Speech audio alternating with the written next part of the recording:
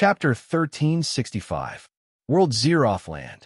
The eye of eternal night descended and shattered the small world fragment. At the climax, the entire matter suddenly came to an end. The dark world and the mysterious race had left. The loose cultivators of the vast young world could only gather together and not disperse. It was like watching an extremely lively drama. The process was indeed very exciting, but no one knew what was going on.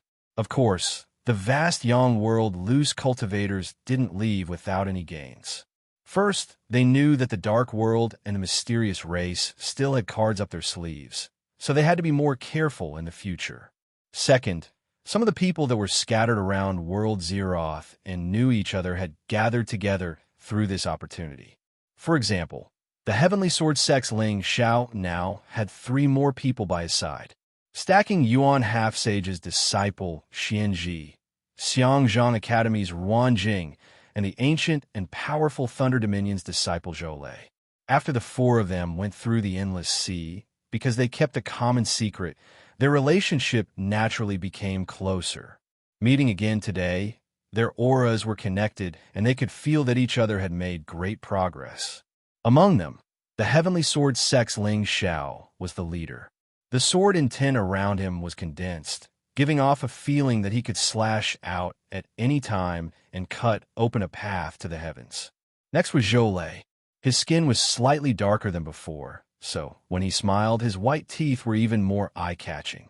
His every movement gave off a powerful pressure. One could faintly hear the roars of thunder in their ears. Ruan Jing secretly clenched his fists. He believed that his cultivation had made great progress during this period of time, but he had fallen behind the other 2. As for Qin Yu, he had already soared into the sky, becoming the Peach Garden's Miss Ninth, who could stand on equal footing with a true saint. Xianji's aura wasn't too strong, but from her calm tone and how she faced Ling Xiao and Zhou Lei, it could be seen that she was secretly hiding her strength. In other words, it was very likely that he had already fallen to the last place amongst the 4 of them. To the sensitive and prideful Ruan Jing, this was naturally something that was very difficult to accept. However, this was the truth, and it was not something that could be changed even if she was willing or not. The 4 of them gathered together because they felt the danger of World Zeroth.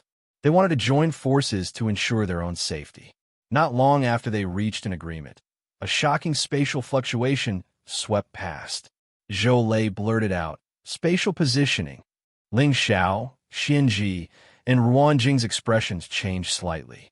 They hurriedly focused their senses, and a coordinate mark appeared in their minds. They were very far away. More importantly, when they sensed the coordinates, the 4 of them simultaneously felt a powerful, oppressive aura. It was very dangerous. This didn't scare the 4 away. Instead, it made them even more interested.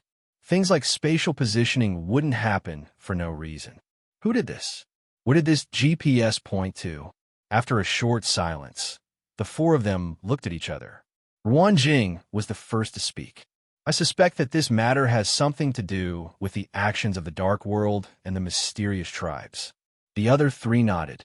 They had the same thought. Thinking back to how the Dark World had summoned the Eye of Eternal Night and destroyed the fragment of the small world with a single strike, his heart began to race. Ruan Jing was the first to speak. "I want to go over." Zhou Lei hesitated for a moment before nodding. "I'll go too." The paper looked at Ling Xiao. Ling Xiao frowned slightly, but did not speak.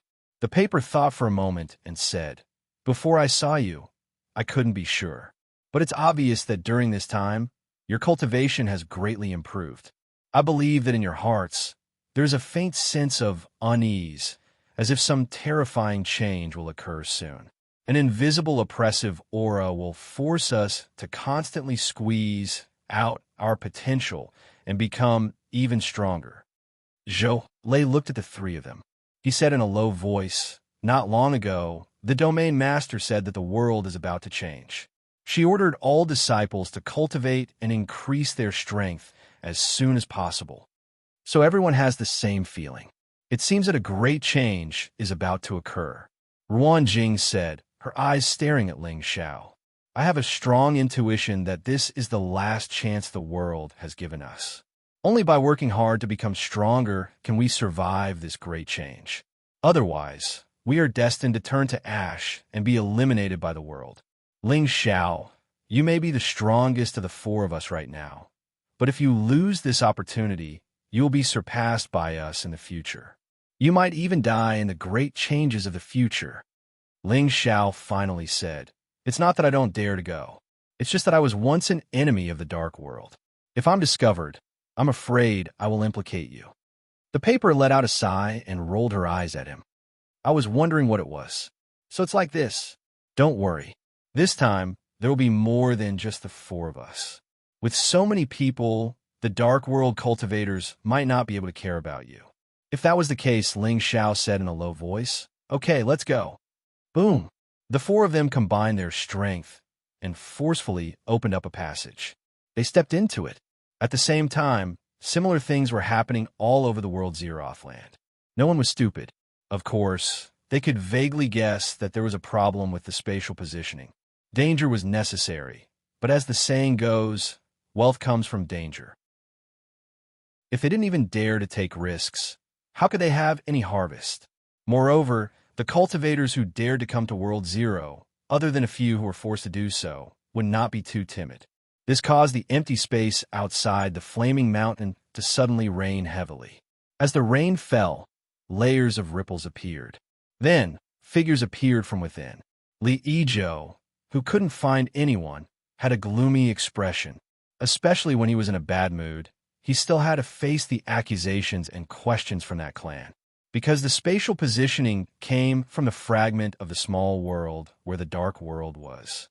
They didn't care about the reason. They believed that it was their responsibility. "All of you shut up, unless you want to start a war now." Li Yizhou roared. His eyes were filled with madness and ruthlessness. The vast young rogue cultivators barged into this place. This is a situation that no one wants to see. The most important thing now is to kill them all, not to complain about each other. The cultivators of the dark world and the other clan were all shocked. The vast young rogue cultivators were the weakest among the three parties. If not for the ruler's intervention, they would have been banished long ago. But the ruler's intervention was an indisputable fact. If they killed all these people, it would definitely lead to unimaginable consequences. Li Yizhou grinned as he looked at everyone. "Are you afraid? Haven't you thought about the consequences if the Broken World ruler finds out about the existence of the Flaming Mountain? Or should I say, what would happen if the Broken World ruler obtained the item in the Flaming Mountain?" His expression was solemn, and his eyes were heavy. That's right. None of the vast young rogue cultivators that descend here can be spared. They'd spent a lot of time and energy. They were almost certain that the Flaming Mountain was the only place that hadn't been searched yet. In other words, if the ruler's relic existed, it would definitely be here. This matter couldn't be leaked at all. Even if it angered the Broken World ruler, it was worth it. Moreover, so what if the Broken World ruler was angry? If they really attacked and killed them, did they really think that they wouldn't pay a price? Although Western Desolation and that clan couldn't openly invade, if they wanted to severely injure one or two rulers, they still had chance. Li Yizhou and 327 spoke at the same time. No one could deny them. Hence, the Great King and the Little King joined forces and decided to attack the vast young rogue cultivators. Kill them all. None of them can be spared. All intruders must die. Attack!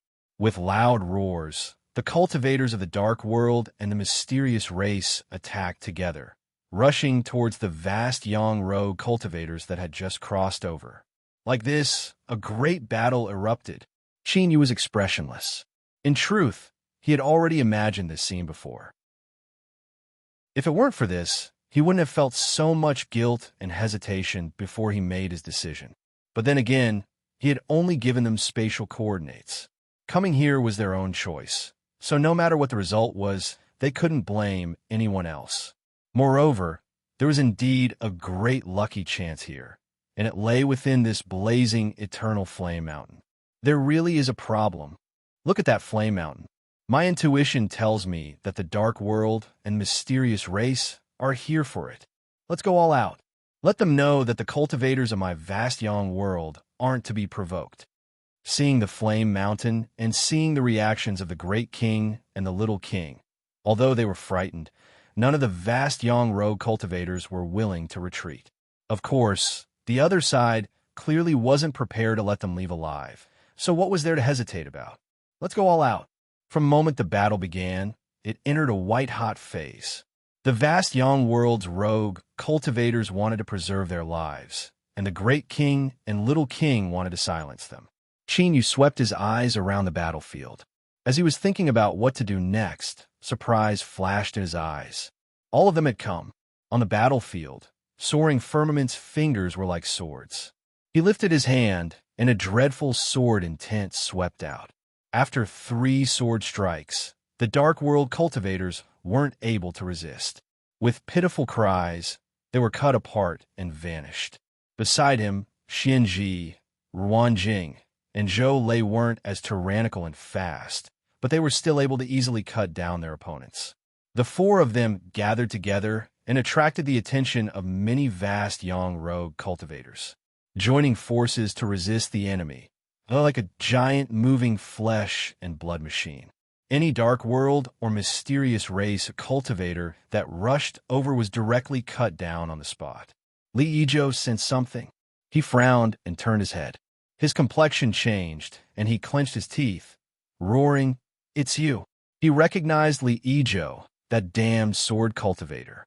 All of the changes and accidents had started after he appeared. If someone said that all of this had nothing to do with him, he wouldn't believe it even if they beat him to death. In the midst of the slaughter, soaring firmament's complexion changed. His sword heart fiercely shrank, and he became extremely vigilant. He looked up and met Li Yizhou's eyes. He shouted, "Let's go!" Xianji, Ruanjing, and Zhou Lei nodded. The 4 of them pushed their way through the encirclement. Li Yizhou had a callous expression. If you want to escape, then stay behind. He had to capture this sword cultivator. Perhaps he might be able to find the key to unraveling all the mysteries on his body. Chinyu reached out a hand to stop him. The situation is chaotic right now. Your Highness must not act rashly, lest others take advantage of you. I will act on behalf of your Highness and capture these people for you to deal with. He pointed a finger. You all follow me and suppress these vast young rogue cultivators. As his voice fell, his figure flickered and he rushed out. The several Dark World cultivators that were pointed at revealed hesitation on their faces. But under the gazes of those around them, they braced themselves and followed. Li Yizhou hesitated for a moment before choosing to acquiesce. He looked at the several people flying away with a gratified expression.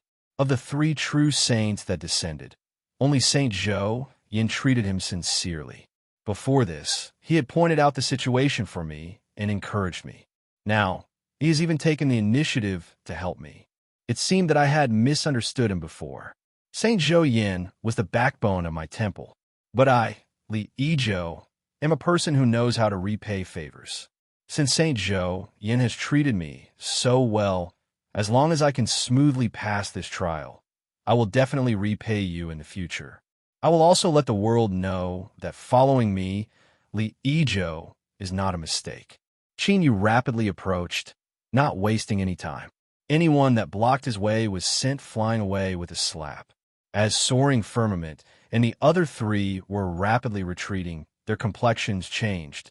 As they saw Chinyu rapidly approach, fear filled their eyes. So strong, they weren't his match.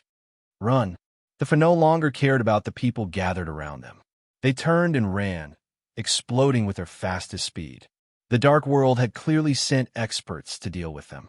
If they continued to take care of others, that would be irresponsible for their own lives. Chinyu's eyes revealed a trace of appreciation. These fellows really knew how to judge the situation. Of course, this wasn't derogatory or ridicule. In this world, if one blindly tried to be a good person or always wanted to help others, sooner or later they would die without a single bone remaining. Hee, where do you think you're escaping to? Stay here for me. Chinyu grinned. His eyes swept behind him and he chased after them. One chased while the other fled. The 2 sides quickly left the battlefield, running away from the direction of the mountain of flames. The sounds of fighting gradually faded away, but the terrifying aura coming from behind them could not be shaken off. Soaring Firmament glanced at the pale-faced Ruan Jing and Xianji. The two of them did not specialize in speed. Forcing themselves to flee here was already their limit. Unless he abandoned the two of them, they would not be able to escape today. Skirich sword cultivators did not have the tradition of abandoning their companions. Moreover, he knew that all of this was because of him. He took a deep breath and said, "We can't escape. You and I will stop here and fight together." Xianji's eyes flashed with a trace of emotion. She could certainly see that Soaring Firmament still had some strength left. She pursed her lips and said, "In the past, Qin Yu was able to slaughter a saint before he stepped into the saint realm. Now that the four of us join forces, can we still not compare to him?" Ruan Jing shook her head. "Qin Yu killed a half-step saint in the past, but the one in front of us is at least a true saint."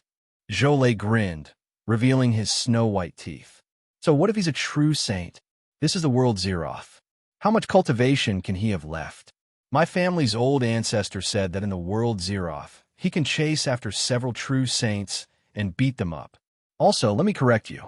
Qin Yu killed a half-step saint, but he has also killed a true saint. Moreover, he has yet to step into the saint realm." With just a few words, the pursuers had arrived. Saint Zhouyan sneered as he approached. "Not running anymore? Then let me send you on your way here." He lifted a hand, and a terrifying aura instantly erupted. The several dark world cultivators that had caught up with great difficulty gasped for breath. Their complexions changed.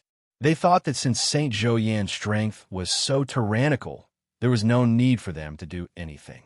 Bang, his palm pressed down.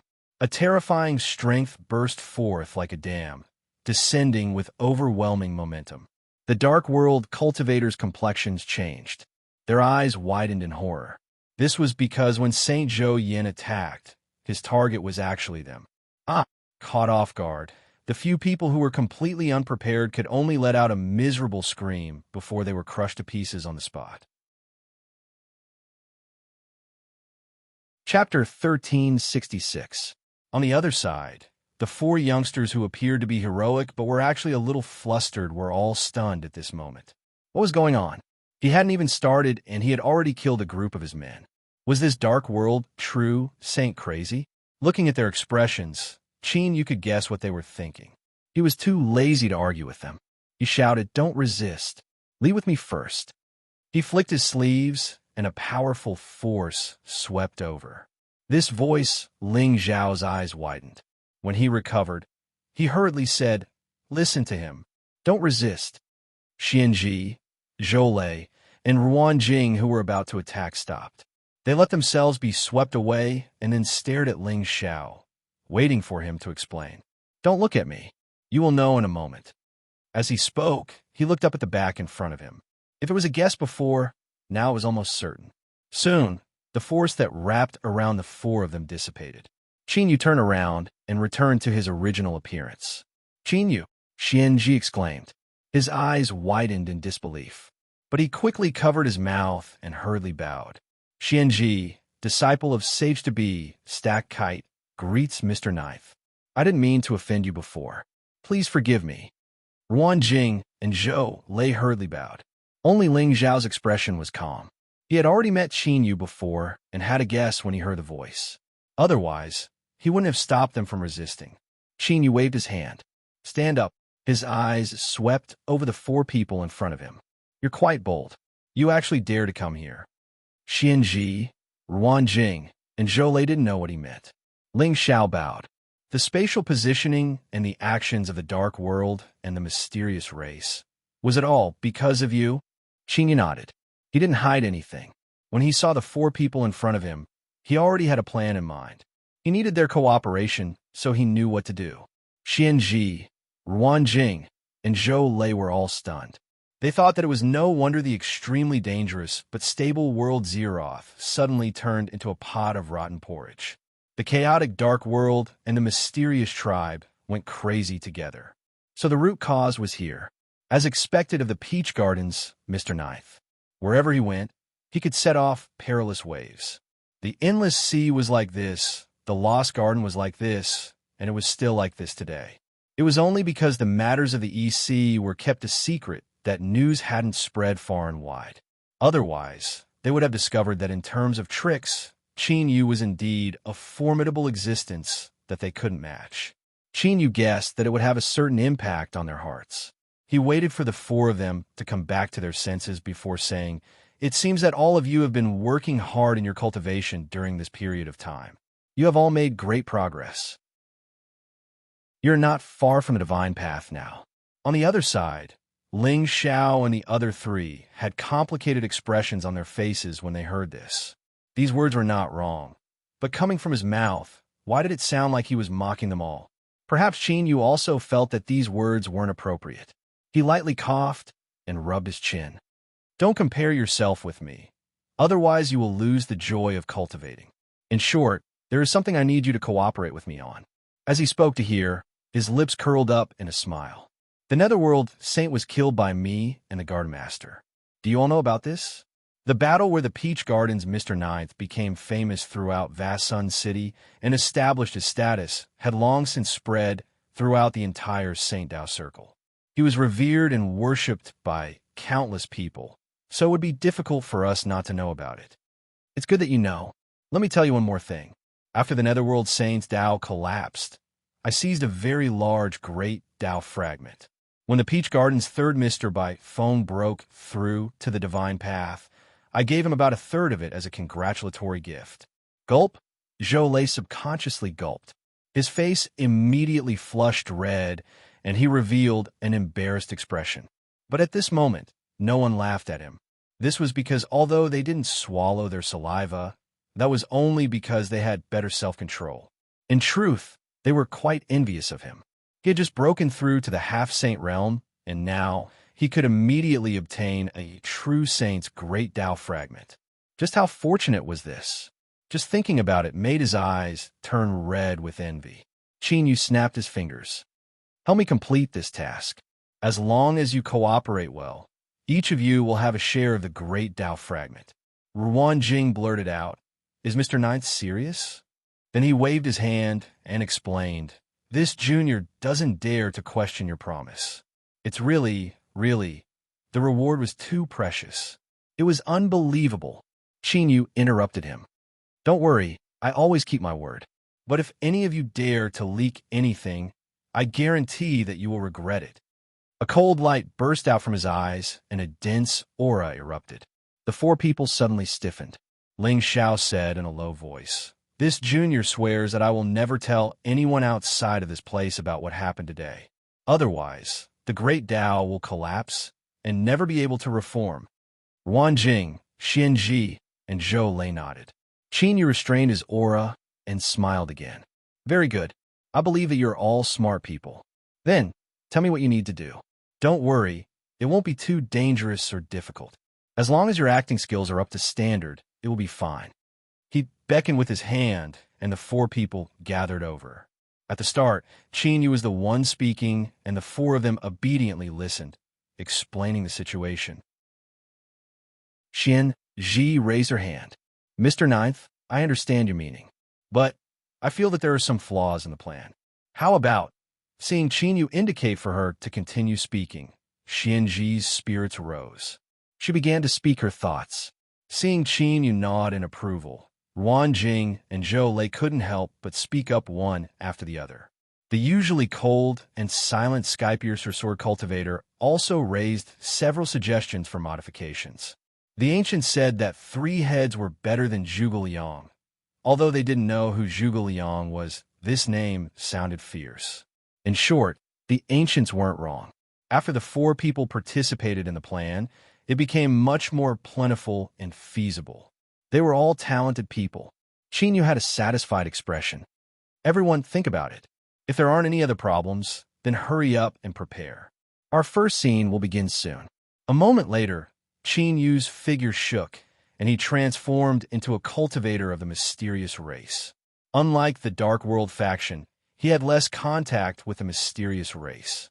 He chose one of the people he had met at the inn at the entrance to World Zero. Afterwards, he saw this person twice. It seemed that he had some status in the mysterious race and wasn't too eye-catching. This was the best choice. They watched helplessly as Qin Yu transformed into a living person in front of them, without them even noticing anything. The four youths subconsciously shrank back, awe in their eyes. Not to mention anything else. Just this superb body transformation technique alone made Qin Yu's degree of danger so high that it made their scalps tingle. What nonsense! How could they not be afraid? If they offended Qin Yu, everyone around them would become untrustworthy. Who knew when he would reach out a hand and grab them by the neck when they were least prepared and gently twist? Gotcha! Their lives would be gone. Just thinking about it left them in despair. Qin Yu keenly sensed the awe in the eyes of Ling Xiao and the others, but he pretended not to see it. After all, at this time, it was a good thing to have more awe in their hearts. Let's go. With a shout, Qin Yu led the four people and shot into the skies.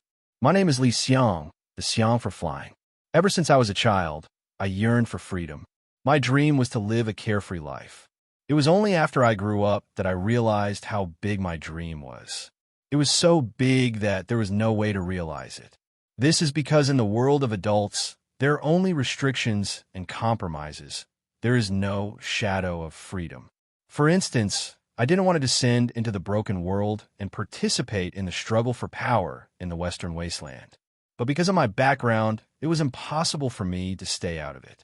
Thus, I appeared here, chasing down the broken world rogue cultivators that were fleeing in all directions. These people are actually quite pitiful. Even now, I don't know where they live or how vast the world is. But even though they are pitiful, when it is time to kill them, I won't hesitate at all. This is because this is the mission I had to bear after descending into the broken world. The broken world cultivators in front of me are nearly spent. If I kill them for a bit more time, I will send them on their way. There was movement in front. From the fluctuations of strength, it seemed that someone from that clan was attacking. In truth, this sort of situation was normal. After all, everyone was chasing down the broken world rogue cultivators. Moreover, with the current situation, the Western Wasteland had temporarily allied with that clan. It was not the time to shed all pretense of cordiality. Thus, there was no need to care about them. Just as he was thinking about this, 5 people suddenly flew in front of him. The one leading was a familiar face. He had definitely seen them before. The 4 behind him. They looked familiar, even more so. Damn, I remember now. Weren't they the people that Sixth Highness wanted to personally capture? Sage Zhou stopped him and chased after them. Why were they here? Moreover, it was obvious that they were involved with that clan. Where was Sage Zhou? Why wasn't he here? Could it be that he had been schemed against? The more he thought about it, the more he was shocked. The expression of the familiar-looking cultivator from that clan changed. He pointed, "Attack, kill them." My name is Li Xiang. I'm a little panicky now. The people from that clan have already charged over. I have no other choice but to bite the bullet. My name is 637. Don't ask me why I have such a name. It's because it's the same for the entire clan. Ever since the matter of the succession was ruined, my clan has been in an extremely awkward position. Only when everything is set in order can we regain our former glory. So, there's no need to worry about the name. It's just a name anyway. Not long ago, I was leading a few clansmen to kill the broken world rogue cultivators. 418 suddenly appeared with 4 broken world rogue cultivators and told us that this was a secret. Even though we saw it, we could not tell anyone. Everyone's first thought was that our clan had actually allied with the broken world rogue cultivators. Are you sure nothing will happen to us? But 418 is a trusted aide of 327, and 327 has a high status in the clan. It is very likely that he will become the next clan leader. So, this is probably the clan's secret, which is why we do not know anything. Just as 418 was about to bring his people to leave, we coincidentally bumped into a group of Western Wasteland cultivators. Perhaps in order to keep the secret, 418 ordered us to kill them. But I think he panicked a bit. This matter can be concealed, for instance, that the 4 of them were captured. Haha, there was a rumor in the clan that underneath 418's wild and arrogant appearance, he actually had a smart and vigilant heart. What nonsense! This fellow is clearly not as smart as me. 637. Since things had reached this point, there was no need to say anything else. In order to protect the clan's secret, we could only attack the western wasteland cultivators. The slaughter began. The several broken world rogue cultivators that were being chased had stunned expressions. They clearly didn't know what was happening, but they soon regained their composure and turned to flee without hesitation. Fuck! The prey they were about to kill had actually run away. It was all because of these western wasteland trash. Brothers, attack. Don't let a single one of them escape. But the problem was that everyone had an undying body. Even if they killed these people, would the matter not be leaked? Or was it that the clan was just waiting for a time gap and weren't afraid of the western wasteland finding out? Forget about it. Let's kill these bastards first. After leaving their line of sight, Qin Yu put down Ling Xiao, Xinji, Ruan Jing, and Zhou Lei. He told them to hide well and not be discovered by others. They had to wait for news from him before acting. Without further delay, he turned and flew into the skies. Of course, he didn't forget to change into Saint Zhou Yan's appearance. It was just that his face was pale and he had an incomparably weak appearance. Whoosh! In the blink of an eye, Qin Yu was already far away. Zhou Lei was the first to speak. I think that even if Mr. Ninth wasn't as strong as he is now, and was even a bit weaker than me, I still wouldn't be his match. Although his words weren't clear, everyone instantly understood what he meant. Although the plan had been made after some discussion, after witnessing Qin Yu's acting skills, they finally understood what it meant to be the best actor. There were no flaws at all. Whether it was his tone, movements, bearing, or expression, everything perfectly matched the scene. Even the extras nearly believed him. Ling Xiao said in a low voice, "All right, since we've promised Mr. Ninth, we have to do it well. Let's find a place to hide and wait for his signal." "That's right, don't mess it up, or else we'll be in deep trouble." Xianji wrinkled his nose and revealed a fearful expression. It seemed like he was also frightened by Qin Yu's series of performances. Whoosh, whoosh, the four of them turned and left, quickly disappearing without a trace. Saint Zhou Yan had returned. His face was pale, and there was no trace of blood. Those who had left with him had all disappeared. Li Yizhou's expression changed slightly. "Saint, what happened?" Saint Zhou Yan had a gloomy expression. He looked around and said in a low voice, "Your Highness, this matter shouldn't be publicized. Please leave for now." The other two true sages' expressions changed slightly. It seemed like something big had happened. Li Yizhou took a deep breath and stretched out his hand. "Three sages, please follow me." He turned and landed on the fragment of the small dimension and entered Li Yizhou's residence. With a wave of his sleeves, the restriction array was activated. At the same time, after the four of them left, the other two Western Wilderness cultivators each found a reason to leave in a hurry. Dead. Those who had left earlier were all dead. Did something really happen, or was the Sixth Highness using this opportunity to get rid of them? Although they couldn't be sure, they had to be careful. Li Yizhou sat down and asked impatiently, "Saint Zhou Yan, what exactly happened?" Chapter 1367. Although the two true sages did not speak, their gazes landed on him and revealed a serious look. Taking a deep breath, Qin Yu said in a low voice, "Luckily, I stopped your Highness. Otherwise, you would have met with an accident." Seeing Li Yizhou's expression change again, he continued, "Your Highness wanted to capture 4 people. After seeing me chase after them, they fled and only stopped to fight with me when they were far away from the battlefield." Speaking up to here, Qin Yu paused for a moment. His face twitched slightly, and anger and fear appeared in his eyes. "But I didn't expect that just as I was about to suppress these 4 people, a powerhouse from that clan would suddenly launch a sneak attack. If I hadn't reacted quickly enough, I fear my puppet body would have been shattered on the spot." "That race," Li Yizhou frowned and said hesitantly. "How would they dare to launch a sneak attack on Sage Zhou Yan in such a situation?" Qin Yu shook his head. "I also could not think of a reason. It was only when the few West Wilderness cultivators that followed me actually cooperated with the expert from that race to attack me. The moment I was injured, I suddenly understood many things. What? They dared to launch a sneak attack on a sage? The two true sages had ugly expressions, and their eyes were filled with uncertainty. Li Zhou's eyes widened as he looked at Sage Zhou Yin in front of him. Suddenly, he felt that his already chaotic mind had been poured into a ball of paste. Things had become even more chaotic.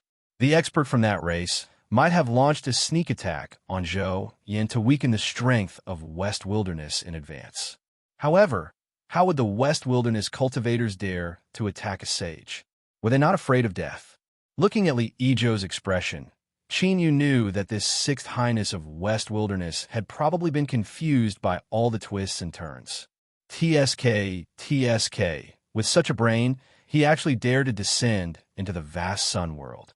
Even if I did not make a move, there were many old monsters that could toy with him until he collapsed. For example, my Yardmaster and the old dragon from the East Sea. Neither of them were easy to deal with. However, mocking him was just mocking him. If Li Yizhou could not understand, he had to think of a way to help him. As the main character of this scene, he could not be absent.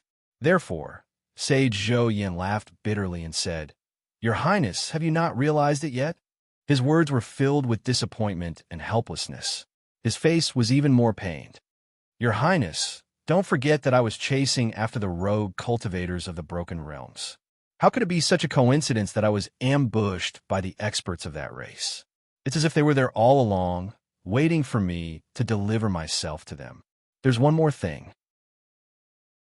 Since you know that Broken World Sword cultivator, could it be that he doesn't know that he might be discovered? He clearly knew that he might be exposed, but he still appeared in front of you. Your Highness, think about it. Think about it carefully. What kind of situation is this?" Li Yizhou's expression changed. He gritted his teeth. The sage is saying that all of this is a conspiracy. Qin Yu fiercely clapped his hands, interrupting him. Without giving Li Yizhou any time to think, he continued to say, "That's right, this is a plot. I suspect that all of this is the plan of that clan. These Broken World cultivators are originally with them, but the only thing I can't figure out is why the Western Wilderness cultivators would sneak up on me. Although they aren't close to your Highness, and they likely represent the will of others when it comes to the interests of my Western Wilderness, how could they dare to do such a thing?" The words "not close to your Highness" suddenly awakened Li Yizhou. His body stiffened, and he felt as if a bolt of lightning had flashed through his mind, instantly tearing through the fog. In the current broken world of the Southwest Wilderness, the strength of the Western Wilderness was in truth divided into two factions. One was him, and the other was naturally the Third Highness. He already knew that there were definitely people working for the Third Highness here. Could it be that the person that Li Yizhou took away was one of his people? If so, then there seemed to be an explanation for why these people sneak attack St. Zhou Yin. The Western Wilderness Third Highness, his third brother, had joined forces with that clan? Thinking of this, Li Yizhou felt a chill penetrate into the crown of his head. He shivered, and his thoughts became incomparably clear. He thought back to when the previous Desolate Empress had interfered and he had obtained the qualifications to control the undying flame. The Third Highness had a gloomy expression. Then there was that sword cultivator that had suddenly appeared. He clearly wasn't too strong, but he was unable to kill him again and again, causing him to suffer heavy losses. And now, that sword cultivator had joined forces with that clan. It was obvious that they were working together. Then, it was that valiant and terrifying body cultivator who killed his puppet body and took away the undying flame. Then, the Third Highness obtained permission to descend into the broken world. Even though he had yet to show himself, the cultivators under him had sneak attacked St. Zhou Yin, creating an opportunity for the experts of that clan. Step by step, the more he thought about it, the clearer his thoughts became. At the same time, his heart grew colder. Perhaps he was really wrong. The Desolate Empress had not interfered in this matter. All of this was caused by the Third Highness and that clan. They had even joined forces with the rogue cultivators of the Broken World. Damn it, Li Siji deserved to be dismembered. For the sake of the throne, he did not hesitate to abandon the interests of the Western Wilderness. However, He had selectively forgotten that in order to obtain a chance to turn the situation around, he had purposely leaked the news to that clan. That's not right. If everything was as he guessed, that clan had already known everything. Everything that Li Ijo had done had already been calculated by them. Or perhaps, even if he did not do anything, that clan would have interfered. Originally, he thought that he had made a wise decision in a desperate situation. But now it seemed like a joke.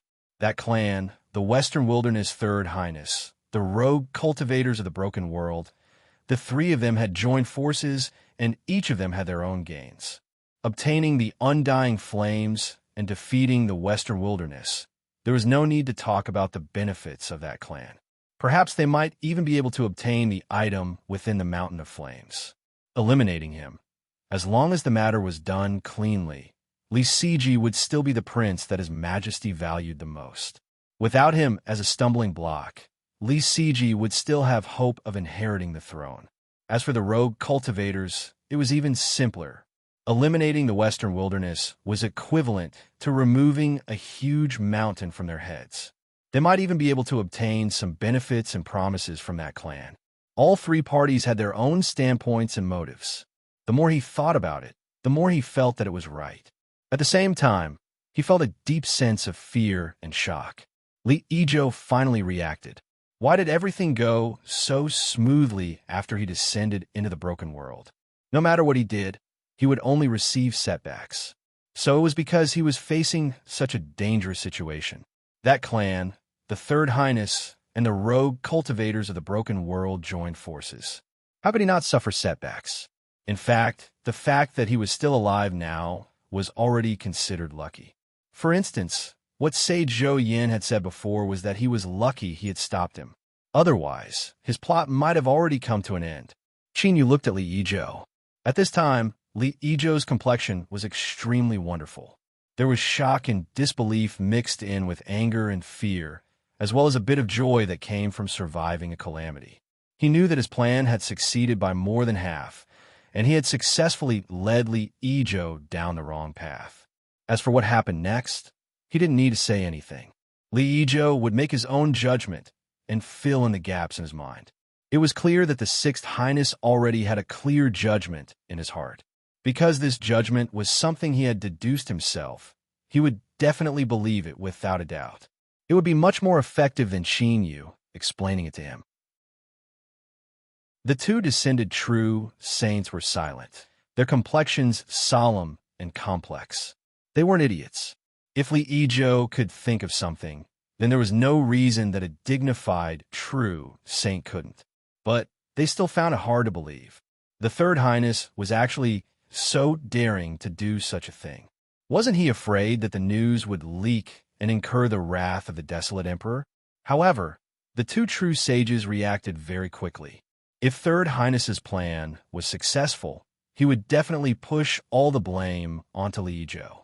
Then, he would be the perfect scapegoat. With the cooperation of that race and the rogue cultivators from the broken world, it wouldn't be difficult to achieve this. At that time, even if they knew some inside information, would they choose to say it and offend the Third Highness? Even the desolate emperor might not be willing to hear these voices. After all, the son that he had high hopes for betraying the West Wilderness and harming his own brother in order to fight for the throne wasn't something to be proud of. As for the desolate emperor's bloodline, they were the head of the West Wilderness. As the head of the Great Wilderness, the lineage of one of the top clans in the Great Wilderness, he had to take into consideration things like face. Previously, they thought that the fight between the princes and princesses of the desolate emperor was like a child playing house. It wasn't enough for a sage to intervene. But now, it seemed that they had underestimated them. The Third Highness methods today were far more than just ruthless and sharp. Taking a deep breath, he slowly exhaled. Because he had taken in too much breath, it took a long time for him to exhale. Li Ijo gritted his teeth and said word by word, "Sage Zhou Yin, I already know about the situation. What do you think I should do?" Not long ago, Li Ijo thought that Zhou Yin was his backbone.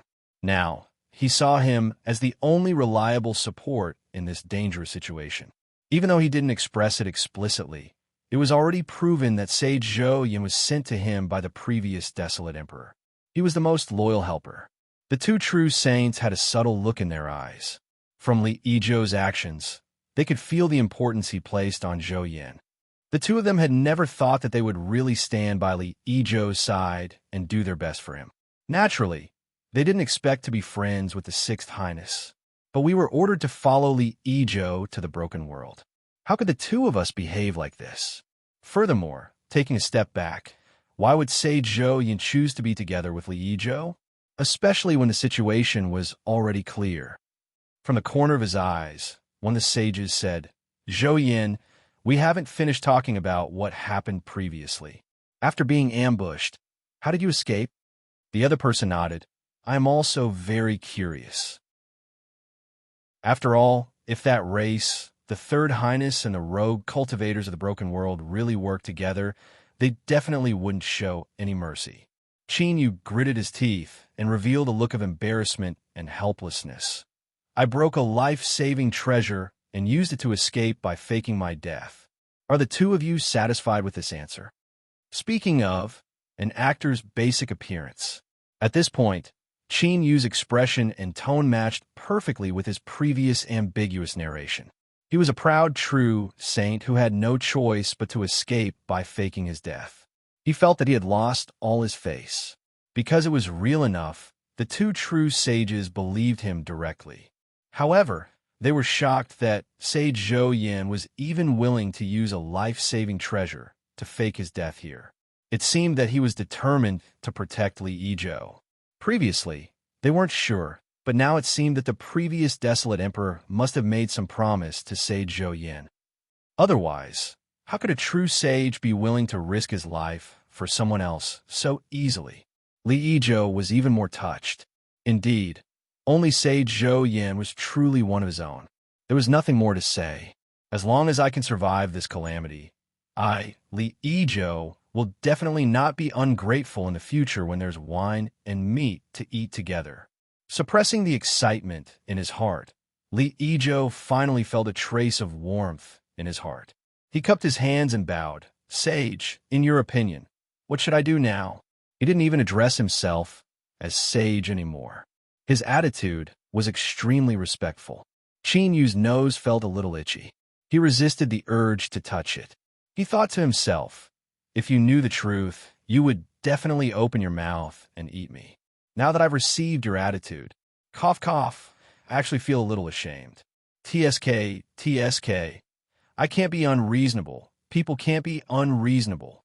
Coughing lightly to calm himself down, Qin Yu said, "Now that the other party thinks that I'm dead, I will temporarily hide in the dark and go into seclusion to recover from my injuries. Your Highness, you can just pretend that you don't know anything." Li Yizhou nodded his head. "Sage is right. I believe that the matter of you coming back alive will definitely not be leaked." When the other two sages saw his gaze, their expressions stiffened. They both snorted and cupped their hands. "Your Highness, please rest assured on this point." Although they weren't prepared to be as stupid as Zhou Yin, they also wouldn't do something like snitching and get themselves in trouble. Chapter 1368. Although the two sides did not say much, the seed of distrust had already been planted at this moment. It was just a casual word. Li Yizhou's cooperation was very gratifying. Qin Yu lightly coughed and continued to say, "In addition, there are those people that His Highness recruited. Your Highness can use my murder to launch an internal investigation and find an excuse to eliminate them. This is a bit risky, but keeping them by your side is like a bomb. There is no telling when a problem will occur." Li Yizhou hesitated for a moment. He clenched his teeth and nodded. The sage is right. These people cannot be left alive. He stood up and cupped his hands together. "Two sages, I didn't mean to offend you before, but this matter is too important, and I had to be cautious. I ask for the two sages' forgiveness for my inappropriate words. Since Imperial Grandfather allowed you to follow me to the broken world, he naturally trusts the two of you. I believe in Imperial Grandfather's vision, and I believe that the two of you will not disappoint him." These words were reasonable, neither servile nor overbearing. Not only did he express his attitude, He also gave the two true sages a warning. Don't forget, you were sent by the previous desolate emperor to follow me to the broken world. I can fail, but if your performance is too excessive, don't blame me for biting you a few times before I die. Don't think you will be comfortable either. TSK, TSK. If one were to say that Li Ijo was stupid, his intelligence could not be underestimated. But if one were to say that he was smart, in this situation, looking at Li Ijo's respectful attitude, Chinyu really couldn't say anything. The two sages' expressions changed. They took a deep breath and said, "Your Highness, do not worry. If you make a decision, the two of us will cooperate." Li Ijo cupped his hands together. "Many thanks to the two sages. I will remember this." As he spoke, his eyes fell on Chinyu.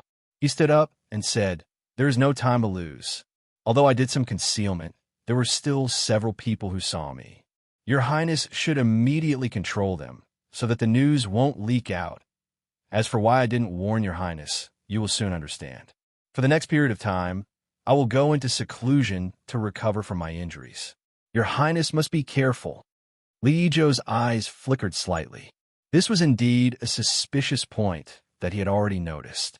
However, since Sage Zhou Yin had taken the initiative to mention it, there was naturally no problem. Feeling a little ashamed of his suspicions, he bowed and said, "Take care, Sage." A moment later, chaos erupted in the small world fragment where the dark world was located. Dozens of cultivators who had gathered together were surrounded. When the crime of conspiring against the dark world was announced, internal fighting erupted. The people who were surrounded were shocked and angry. They thought that their previous guess was right. The sixth prince wanted to attack them and weaken the third prince's power. On the other side, Li Ijo was seething with killing intent. If it was said that he still had some doubts about the deduced conclusion before, then now he no longer had any doubts. Otherwise, why would these people gather together to resist the encirclement? It was obvious that they were prepared. It was no wonder that Sage Zhou Yin said that he would understand very soon. Clearly, he wanted him to witness this scene with his own eyes so that he could strengthen his desire to eliminate these people. Humans were like this. As long as they fell into a fixed mindset or had preconceived notions, it was easy for them to become extreme and one-sided. These people gathered together because they saw that Sage Zhou Yin had returned, but the brothers who followed him were nowhere to be found. Of course, they had to gather together to discuss. As for resisting, it was even simpler. Others wanted to kill them. If they did not resist, were they supposed to obediently stick out their heads and wait to be slaughtered? At this moment, the Western Wilderness cultivators who were being surrounded were filled with anger and confusion. The sixth prince had already acted, but the third prince was still nowhere to be found. His signal was not even the slightest bit of response. At this critical moment, was it really good for him to run around like this? As the internal fighting erupted in Western Wilderness, on the opposite small world fragment, 327 was leading people to watch from afar. His brows were furrowed and his face was dark. If this was a different scene, he would not even blink even if the people of Western Wilderness collectively slit their own throats to commit suicide, much less internal fighting. He would only feel that there were too few deaths. But now, they were working together to kill the rogue cultivators of the Broken Realm and protect the secret of the Mountain of Flames. If something happened to Western Wilderness, what if someone escaped? They were recruited by Western Wilderness, but once the matter of the Mountain of Flames spread, he would have to take the blame and bear the pressure from his tribe. Thinking of this, 327 said in a low voice, "Go. Warn the people of Western Wilderness not to have internal fighting at this time." He did not need to think to guess the reason for this scene. It must be that the third and sixth princes of Western Wilderness had some dirty thoughts. They must have killed their subordinates before they arrived. After so many years, the people of Western Wilderness did not improve. Back then, when the previous emperor of Western Wilderness abdicated, there was an endless storm. It could be said that heads were rolling and blood flowed like a river. Now, the younger generation also continued this tradition. With this kind of bloodline, They actually became one of the royal families of Great Wilderness and controlled the huge Western Wilderness. Haha, what a joke! If not for the accident that happened back then, which caused my tribe to not be able to successfully inherit the throne, with this kind of standard, maybe Western Wilderness would have already ceased to exist. Yes, the person behind him received the order and flew towards the small world fragment. Very soon, this person flew back. His face was ashen and his eyes were filled with anger. He said indignantly, "Sir 327, Western Wilderness's sixth prince, is too arrogant. He told us to mind our own business and not interfere with Western Wilderness's internal affairs. Otherwise, don't blame him for being impolite." Bastard. 327 cursed. These Western Wilderness bastards. Wait until my tribe obtains the key to the broken world and rebuild the Southwest Wilderness. I will definitely let you know what pain is. Taking a deep breath, 327 suppressed his anger. Don't care about them. Let them do whatever they want. Pass down the order to get rid of the rogue cultivators of the broken world. Don't let any of them go. While 327 was giving the order furiously on the small world fragment, Li Ijo was also laughing coldly. Seeing that I acted against the third prince's subordinates, you can't help but want to interfere? Unless we fall out with each other now, I will not give you any face at all. That tribe, you joined hands to plot against me. Do you think that I have no power to resist? I have the help of the previous emperor of Western Wilderness and the support of Sage Zhou. I have long seen through your tricks. What you think I don't know, I actually already know. This is called strategic advantage. So, it is still uncertain who will win and who will lose in the end. Do not let me make a comeback, otherwise the grudges between us will be too great. I will definitely slowly settle accounts with you in the future. Qin took in all of this. Now, he had changed his appearance. He was a strange dark world cultivator, looking at the two small world fragments from afar. Now, the situation had opened up, but he needed to be even more cautious in order to put on a good show. From the very start, Qin had chosen to become a dark world cultivator. It wasn't that he couldn't change into someone from a mysterious tribe, but that he instinctively rejected it. This was a loathing that came from the depths of his heart. But now it was time to move against them. He couldn't keep hammering down the Western Wilderness. Both sides had to be evenly matched in strength. Only then would it be lively enough. Moreover, both sides had to grit their teeth and view each other as great enemies.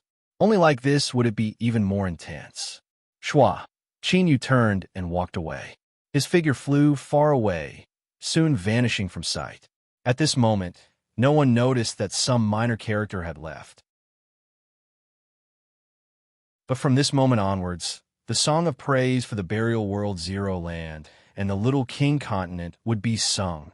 The two vast young Luz cultivators hurriedly fled, panic on their faces and anger in their eyes. Crazy. The dark world and the mysterious tribe had gone crazy. They had actually attacked and wanted to kill all of them. Were they not afraid that their actions would anger the ruler and cause his wrath to burn them all down? But the fact were right in front of them. Thinking about these things was meaningless. Behind them, the three mysterious tribe cultivators all had icy cold killing intent on their faces. Their eyes were sharp. You can't escape. Prepare to die. The broken world was the territory of their tribe. This was a belief that the cultivators of that tribe had always believed in. Everyone believed this without a doubt. But now, the broken world Luz cultivators had intruded. This might threaten the fundamental interests of their tribe, so they couldn't be forgiven.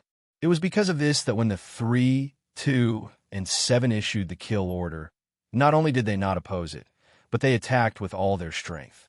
They were willing to pay the price to kill the broken world Luz cultivators. The secret of Blaze Mountain could not be leaked out. At this time, a figure suddenly appeared in their line of sight. The dark aura around him was rich, releasing a powerful, oppressive aura. This was someone from the Western Wilderness, and he was very strong. The expressions of the 3 cultivators from that tribe changed slightly. They stopped in their tracks. The 2 vast young Luz cultivators in front of them were filled with despair. The mysterious tribe was chasing them from behind, and the Dark World expert was blocking the way. How could the two of them survive? Run in different directions. Go. The two vast, young, loose cultivators ran in different directions. This was their only chance. If they were lucky, they might be able to survive. But very quickly, the two vast, young, loose cultivators who were running in different directions revealed expressions of joy. Then, they revealed expressions of confusion. This was because the dark world expert blocking the way did not stop them. He walked towards the three cultivators from the mysterious tribe, not caring about the two that were running away. It was natural for them to be confused, but it only existed for a moment. Right now, they didn't even have time to run for their lives. Run, run, run. The two retracted their gazes and ran into the distance. The three cultivators from that tribe were filled with shock and anger. They had spent so much energy chasing them. They were just about to catch up, but they had been let go just like that. Sir from the Western Wilderness, what is the meaning of this?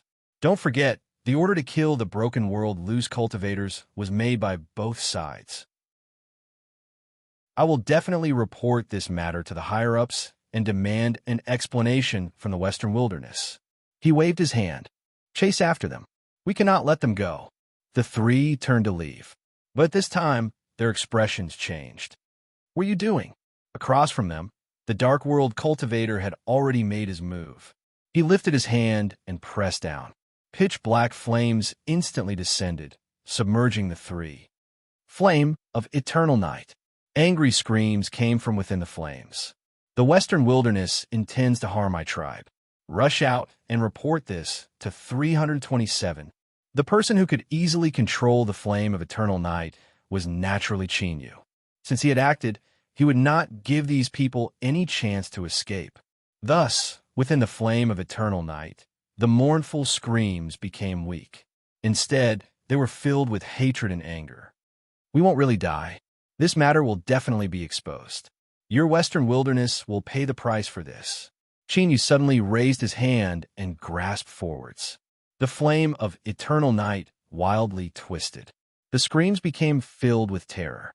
No, this is impossible. How could you? The screams came to an abrupt end, filled with endless fear and disbelief. With a flick of his sleeves, the flame of eternal night was taken back. Then, Chinyu turned and left. As he silently hurried along, the stone pagoda's voice suddenly sounded out. Master, did you already know that you could fatally wound the cultivators of the mysterious race? Chinyu said, I killed two of them before. Didn't you hear what they said before they died? Stone Pagoda shook his head. Master, you are not telling the truth. Chinyu said, in truth, I'm not sure what is going on either. But that doesn't matter. As long as the effects are in place, then it is fine. Stone Pagoda hesitated. Chinyu rubbed between his eyebrows. What do you know now? Stone Pagoda said, too much time has passed, and my memories are a bit fuzzy. So, from the moment Master killed those two people from the mysterious race until now, I have been carefully recalling everything, and I have finally found something that might be useful. Speak. Just speak. A long time ago, there was a rumor that the only one who could kill the members of the mysterious race was themselves. Chinyu paused for a moment, but it was only for a moment before he continued forwards. You're saying that I am related to them? The word relationship was broad and profound. It could extend to all sorts of different meanings. What he was saying now was one of those meanings. The stone pagoda certainly understood. It subconsciously shrunk back, its neck that didn't exist to begin with. It dryly laughed and said, it is only a rumor, and it really has been a long time. I almost forgot about it.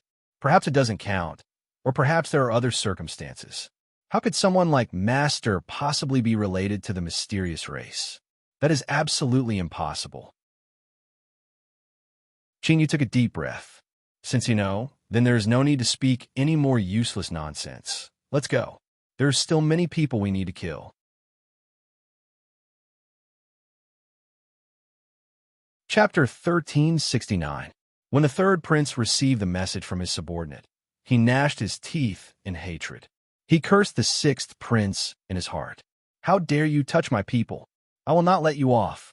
As for why there was no response even after receiving the message, the reason was very simple. It It was because the treasure used to receive information from the world Zeroth was currently being played with by that woman. She was currently looking at Lee CG with interest. Let me explain here. The Zeroth world was sealed from the inside out. It was very hard to directly transmit information. It required a special treasure to do so.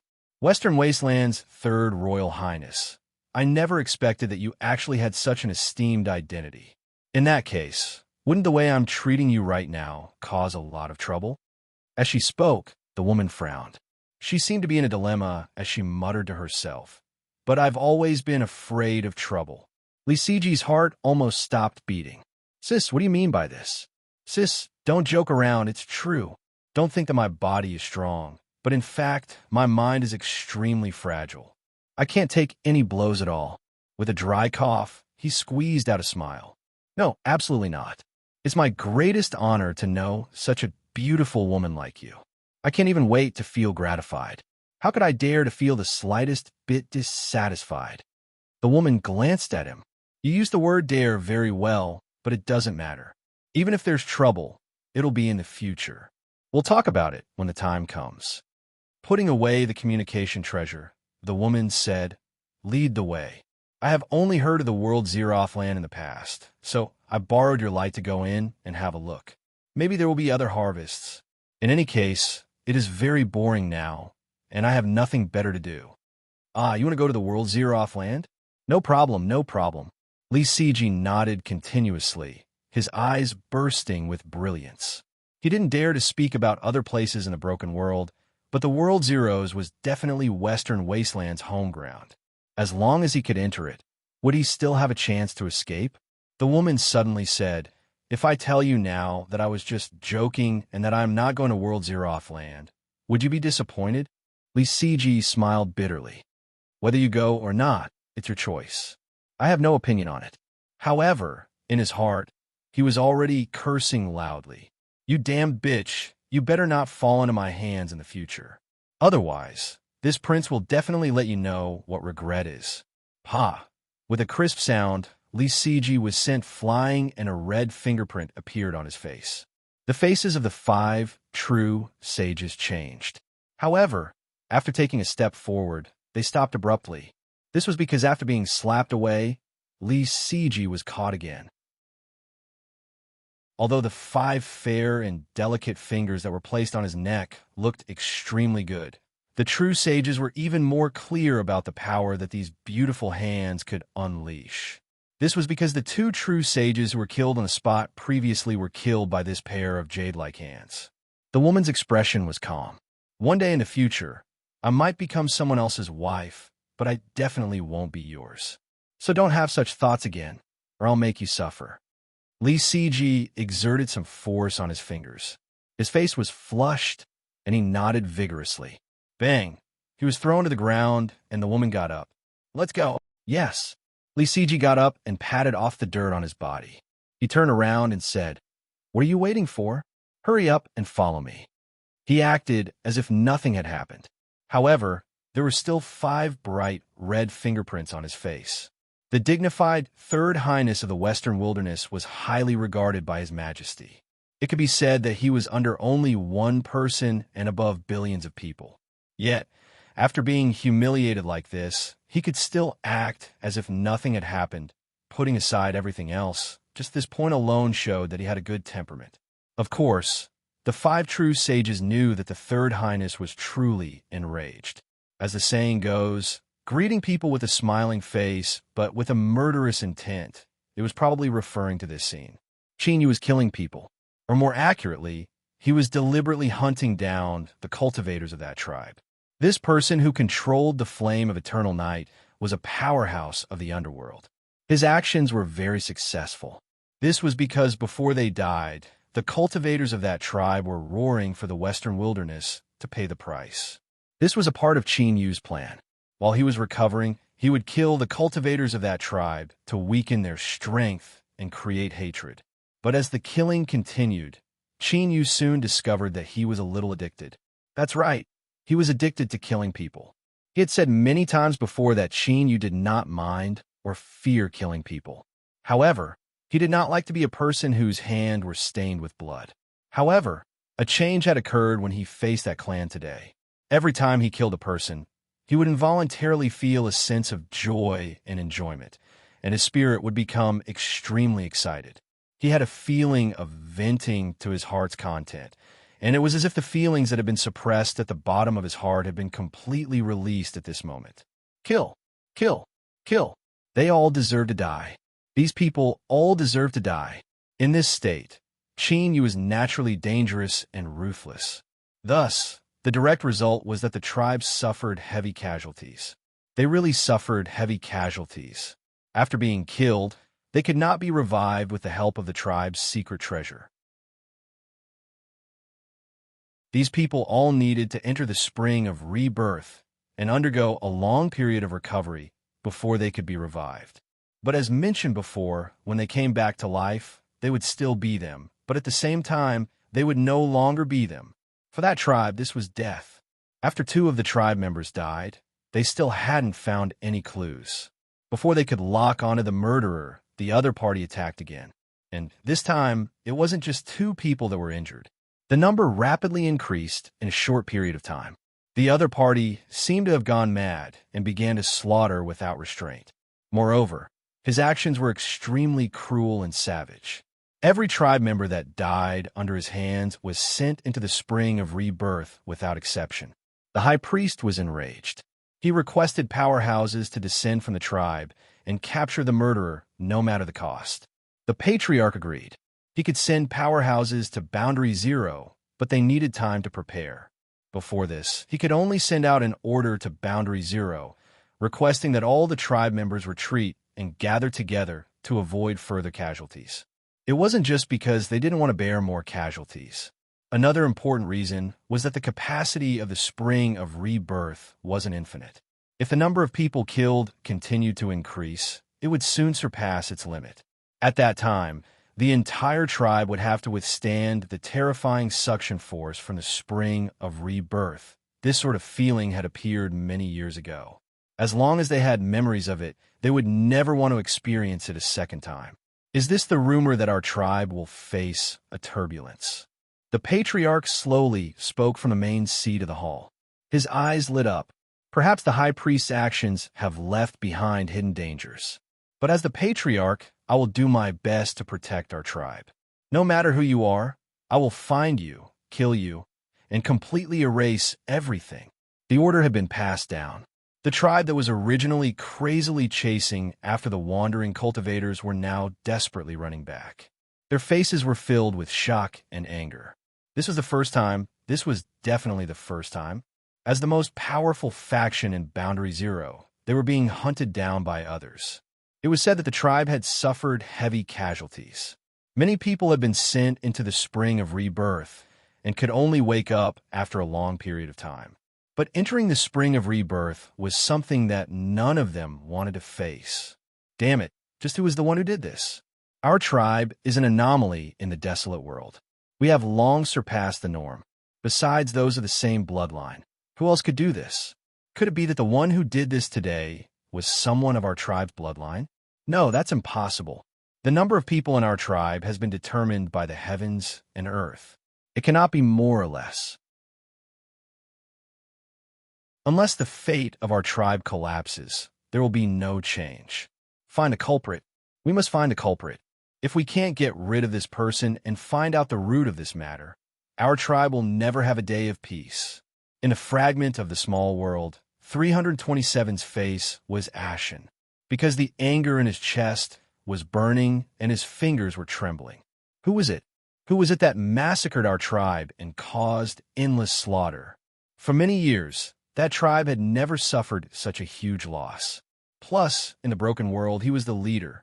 The tribe order did not express any dissatisfaction with him.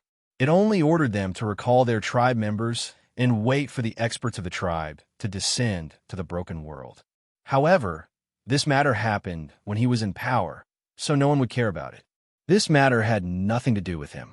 In other words, 327 would lose a lot of points. His support in the tribe would also decrease. 418 said in a low voice, 327, you must maintain your calm. What we can do now is to gather back our tribe members as soon as possible. We must not give the culprit any more chances to take advantage of us, and do our best to avoid more casualties. Once the experts of the tribe descend, they will naturally have a way to find this person. At that time, we can think of a way to make up for our mistakes. With a deep breath, 327 nodded. I will find him. I will definitely find him. Master, you must stop. If you don't act now, then the plan we spent so much effort preparing will be for naught. The stone pagoda loudly roared. But he had done similar things many times already. Yet, he still couldn't wake Chinyu up, because at this moment, he seemed to have fallen into a demonic trance. Within his blood-red eyes, there was only an icy cold killing intent that tumbled about. At the start, as he watched Chinyu wantonly slaughter the cultivators of that tribe, the stone pagoda also enjoyed it. In fact, the joy he felt wasn't any less than Chinyu's. Thus, he chose to acquiesce. When Chinyu attacked, he even took the initiative to help him. At the same time, the cultivators of that tribe died more cleanly and cleanly. Of course, they would also suffer more pain. But now, the situation had changed. The cultivators of that tribe were rapidly retreating. They seemed to have sensed something, and there were fewer and fewer of their clansmen left outside. They had to stop the slaughter, otherwise the plan couldn't continue. Although all of this wasn't in vain, it wouldn't be able to achieve their original goal of killing people.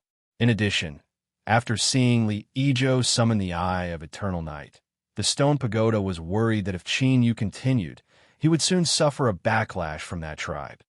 Master, wake up! Hurry and wake up! Chinyu's eyes were blood red, and his face was filled with cruelty and madness. He raised his head and took a deep breath, as if he could smell something in the air. His lips curved up in a diabolical grin. "I've found you." Shwa! He stepped forwards. His speed was terrifyingly fast as he vanished without a trace. A moment later, he reappeared. His figure fell down from the skies like a great stone, blocking the path of two cultivators of that tribe. He lifted a hand and punched out, "Die! Run! Hurry and run!" The two cultivators of that tribe turned and fled. They had already received the message and knew that their enemy was formidable and unrivaled. But even if they wanted to escape, they didn't have enough time. The terrifying fluctuations of strength behind them swept towards them like raging waves. Bang! With a loud explosion, the relatively unlucky one was sent flying backwards. His body was like a ripe persimmon as it exploded in midair. His flesh and blood splashed out in all directions. But in the next moment, it howled as it gathered together. But just as it gathered together, it exploded again. Then it gathered again and exploded again. This process repeated 4 times before it ended. The remaining blood that was less than a third the size of a human head was wrapped up by an invisible strength and vanished into the void. "Demon, you demon!" The surviving cultivator was scared silly by the scene in front of him. He lifted a hand and slapped it between his eyebrows. He would rather kill himself than fall into Chinyu's hands. Bang! A terrifying strength instantly arrived, imprisoning him within. Chinyu's eyes were blood red, and he diabolically grinned as he walked forwards. "Even if I die, I will personally kill you."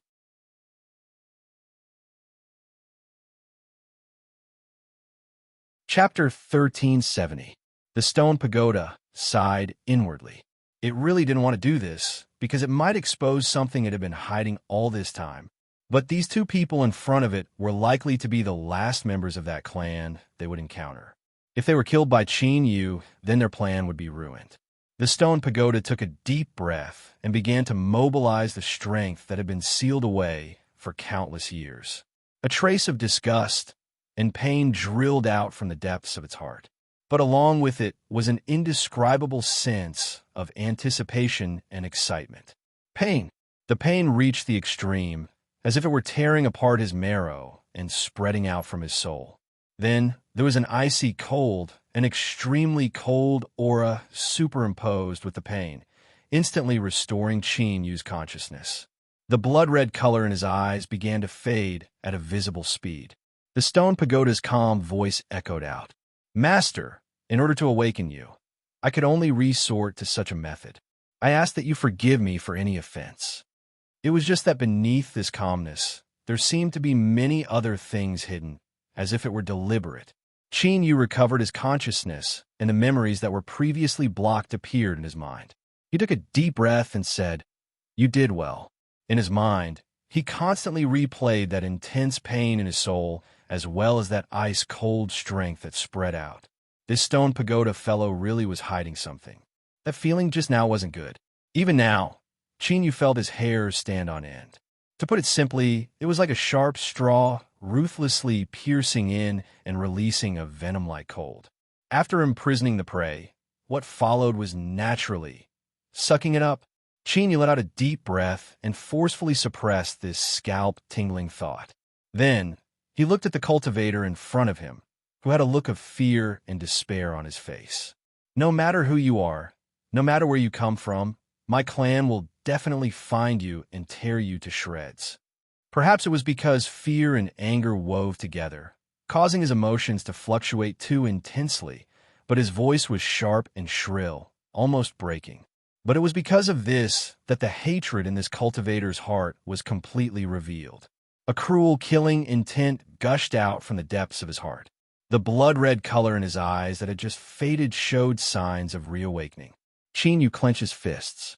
He could only constantly tell himself that the reason he was sparing his dog life now was so that he could cause greater harm to that clan in the future. Only like this could he barely suppress the terrifying killing intent that invaded his mind. But while he could avoid death, he couldn't be punished. He could consider this as collecting a bit of interest.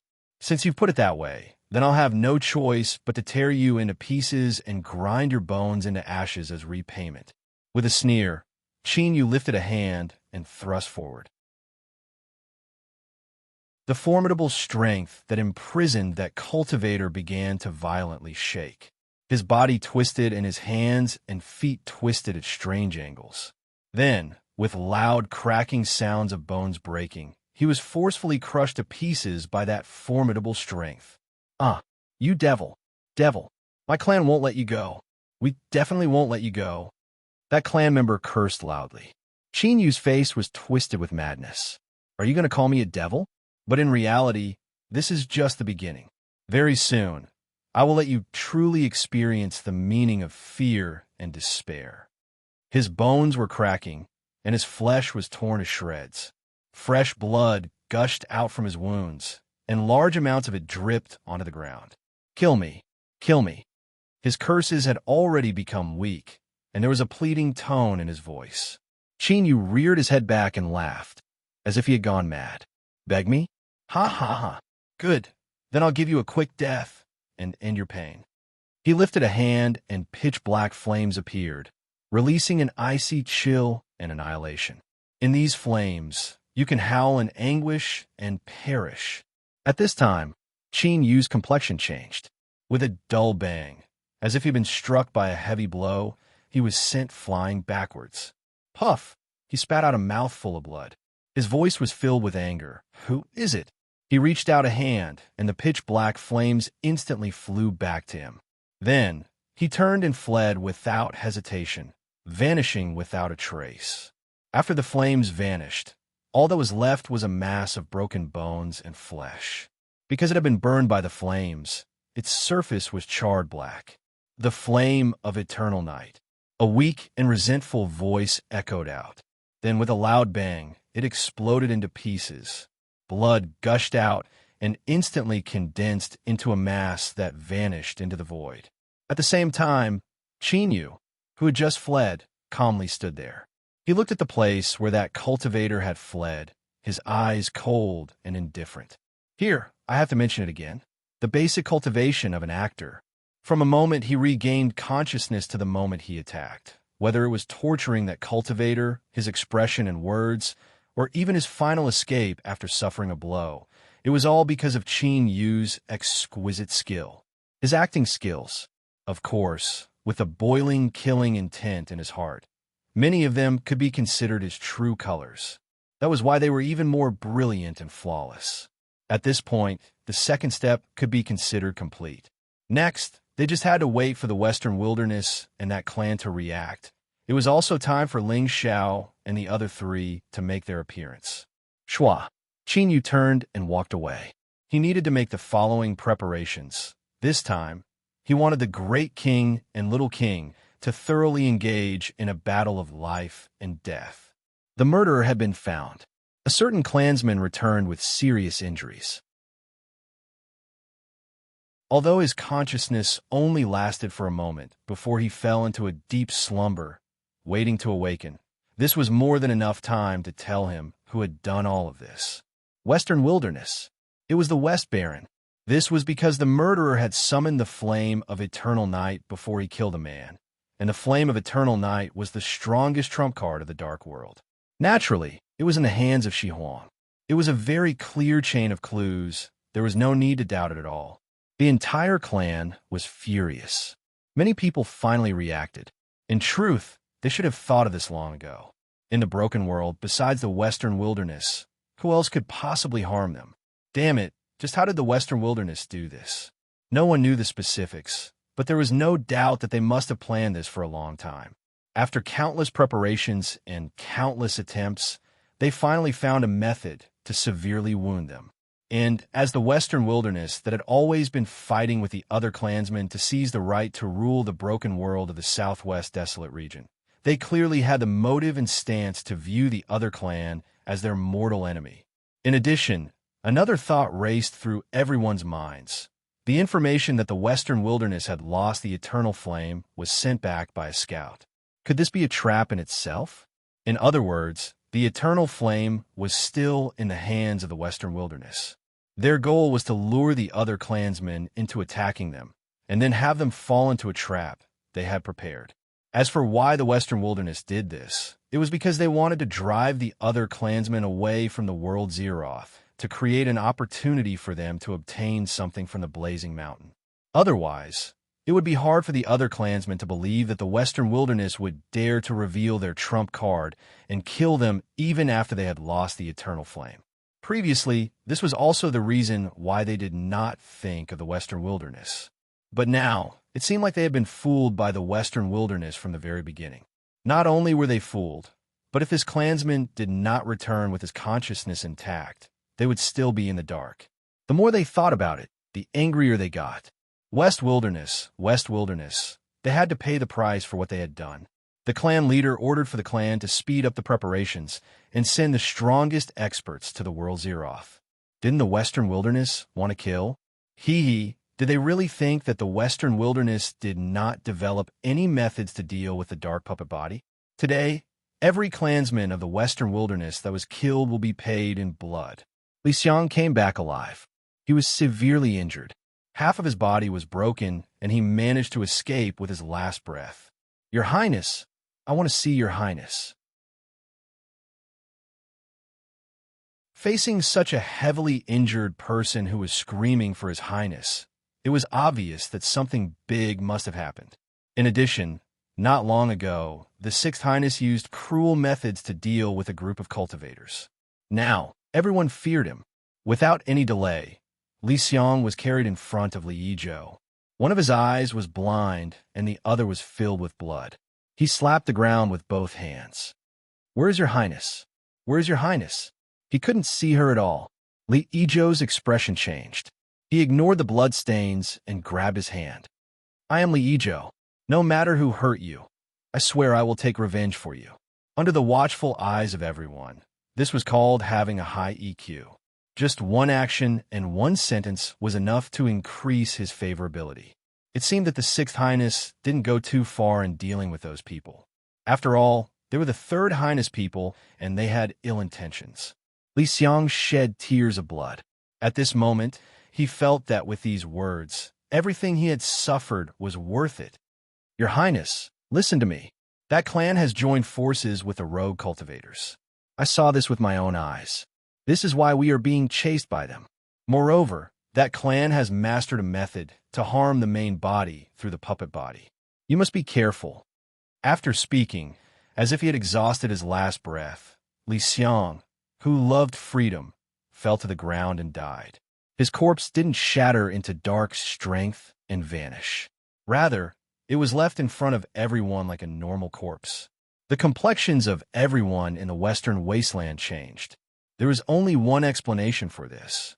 Li Xiang's main body had died. He had used his own death to prove what he said before. That clan had indeed mastered a method to harm their main body.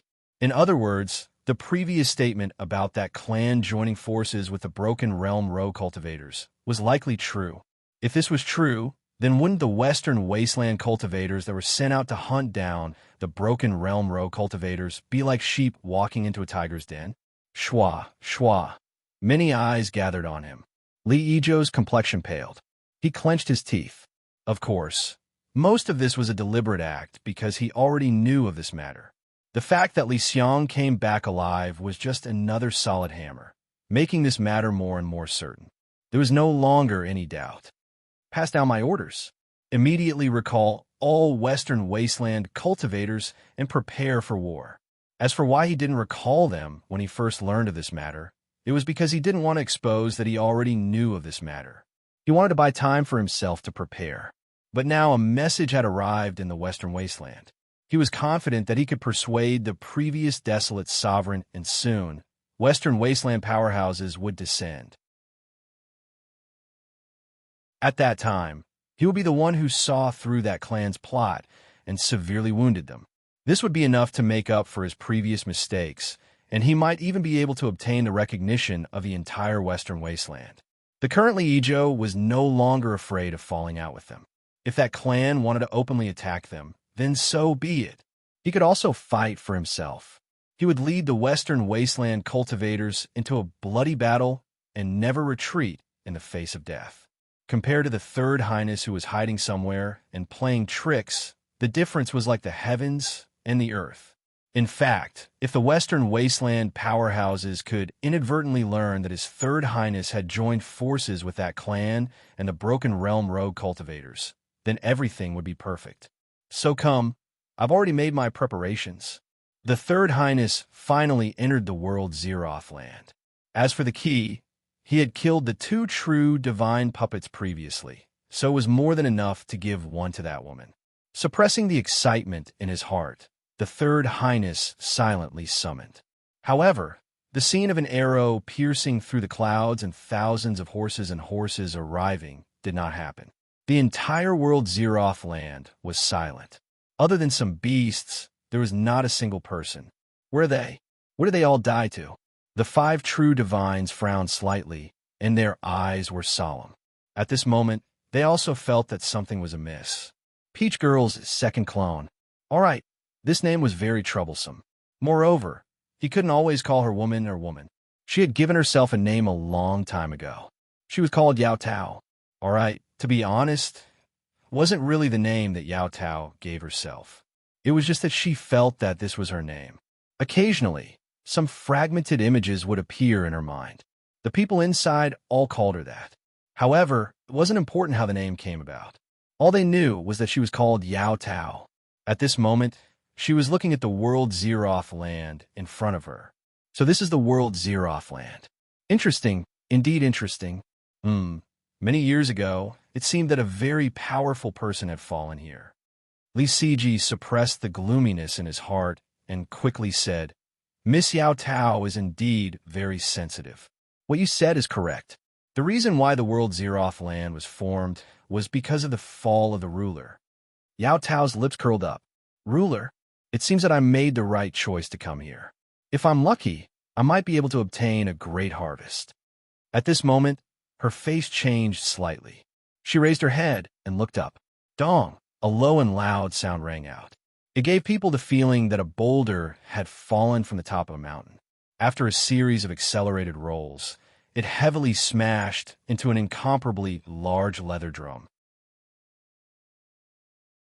The heavy and dull sound was mixed with violent tremors as it spread outwards at a terrifying speed. The next moment, the sky collapsed. Or, it was more accurate to say that the interior of the world Zeroth land was already broken. The sky that was filled with chaotic spatial flows was forcefully broken apart by the powerful strength that descended from the outside. A figure descended from within. A boundless and powerful aura instantly erupted, causing the internal rules of the world Zeroth land to shatter.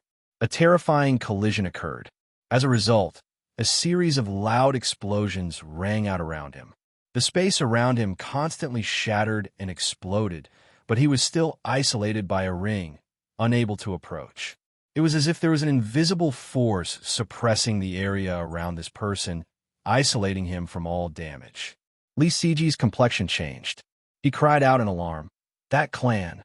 His face was pale, and his forehead was covered with beads of sweat. This was because this person was very strong, strong to the point that it surpassed his imagination. This person was a half-step emperor.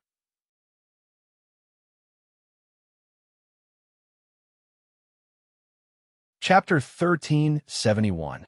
The 9 regions of the Great Desolation were divided into 5 upper and 4 lower regions. The 9 sovereigns ruled the world together, making it the peak of the Great Desolation region. Below the 9 emperors were the rulers of the Great Wilderness.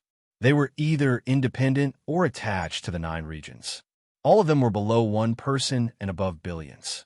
Some of the best among them had heaven-defying fortuitous encounters. Some had powerful bloodlines and extraordinary talents, and their strength far surpassed those of the same realm. Those whose strength was recognized by the Huang were half-step emperors. There was a rumor in the great wastelands that half-emperors were the pinnacle existences in the world. If one was able to rule over 1 billion territories and obtain the blessing of the great wastelands, then one would be able to soar to become the 10th emperor of the wastelands. Even though the rumors had always been rumors, and the 10th emperor had yet to be born in the Great Desolation after the passage of countless years, it was enough to show how powerful a half-emperor was. It could be said that they were second only to the 9 emperors of the deserted world, existences that surpassed sovereigns. Something big had happened. Lee Siji was drenched in cold sweat. There was no longer a need to think about this.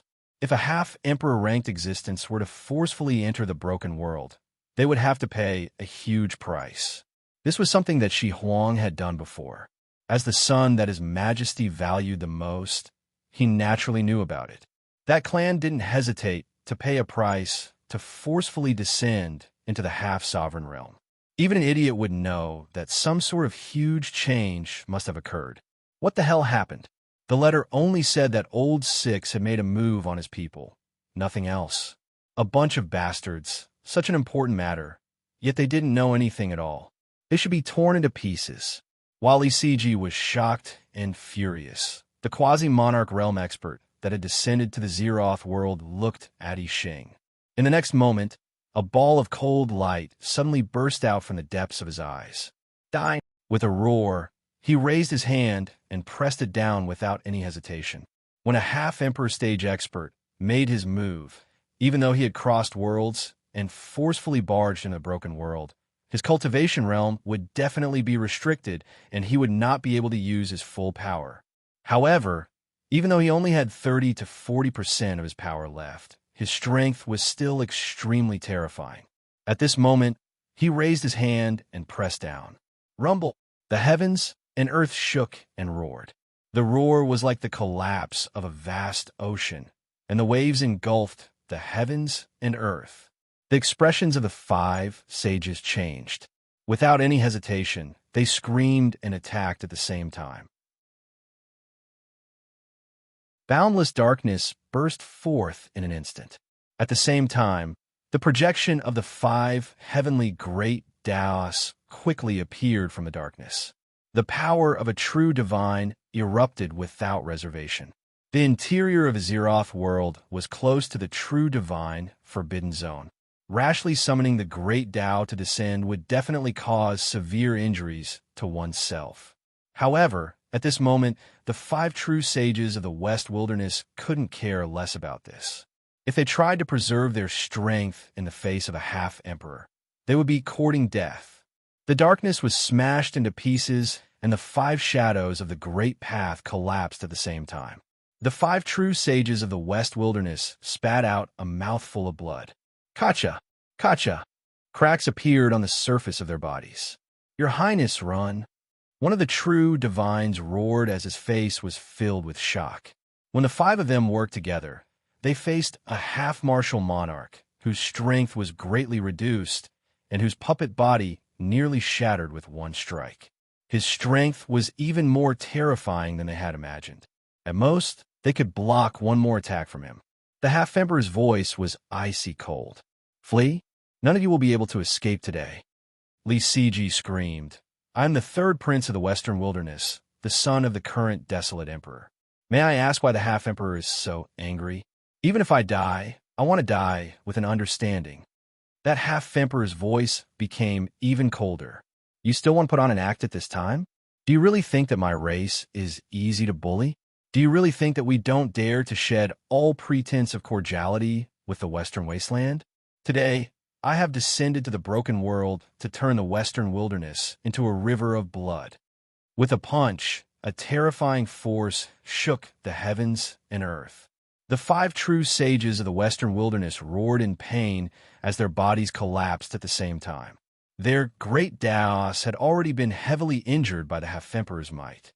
Even if they didn't die, they would need a long time to recover bit by bit. This was the might of a half-emperor.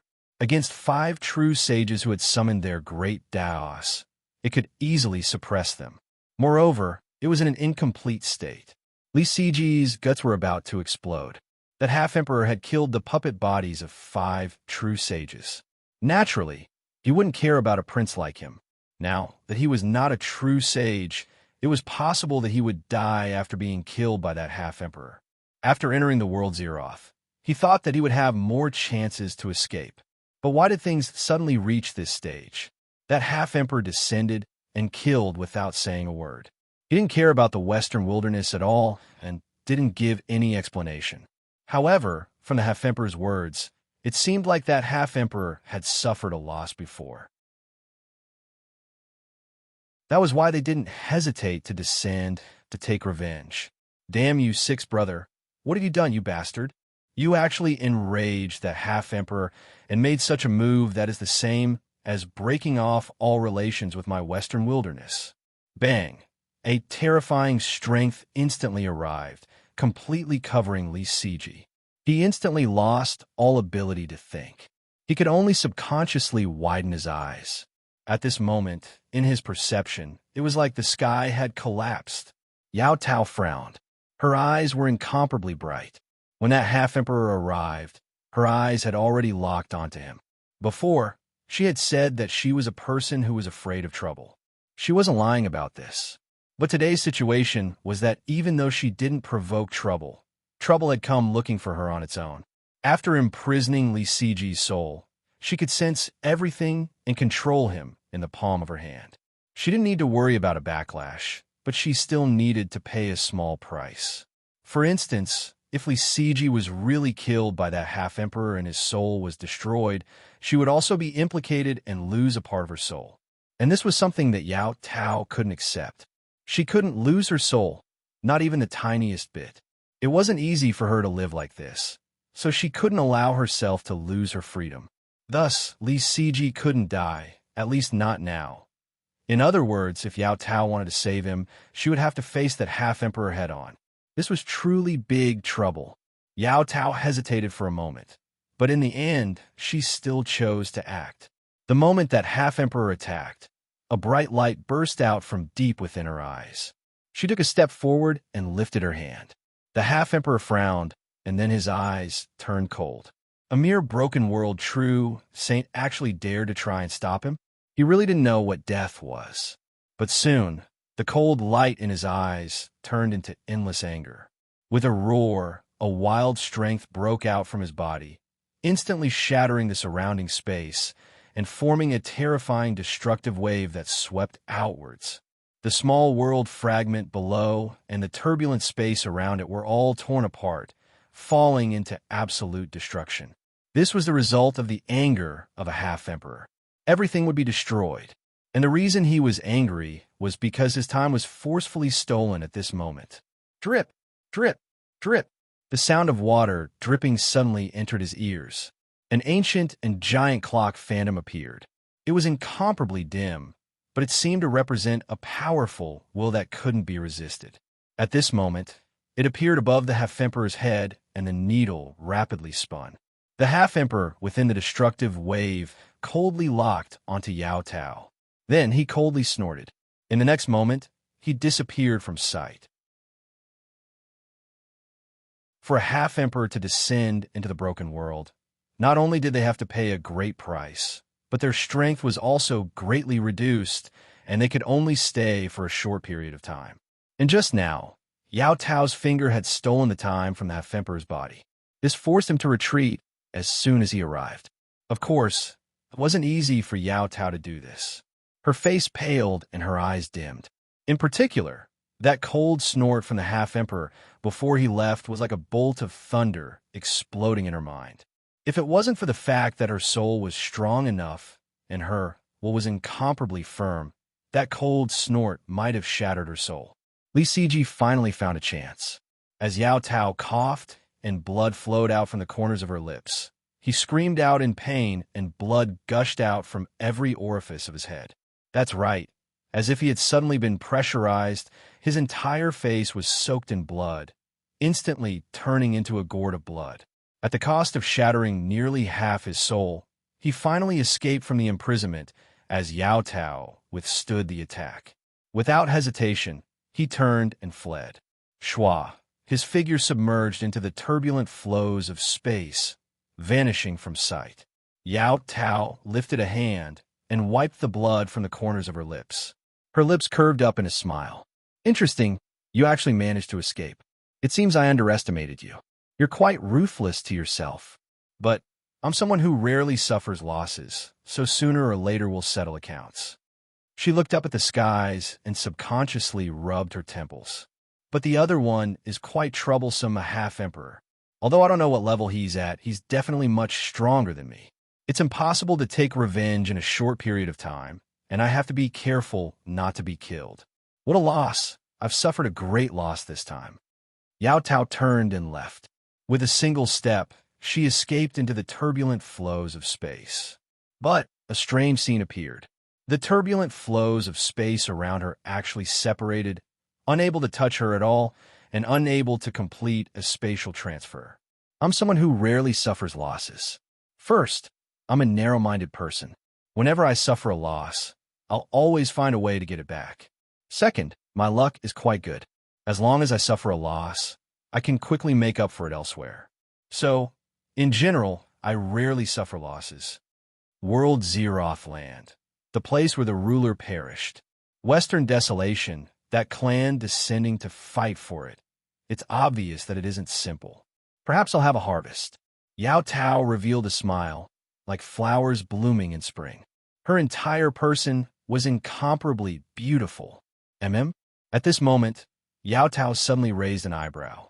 Not only did her actions not seem casual, but when combined with the surprise on her face, it made her seem particularly charming.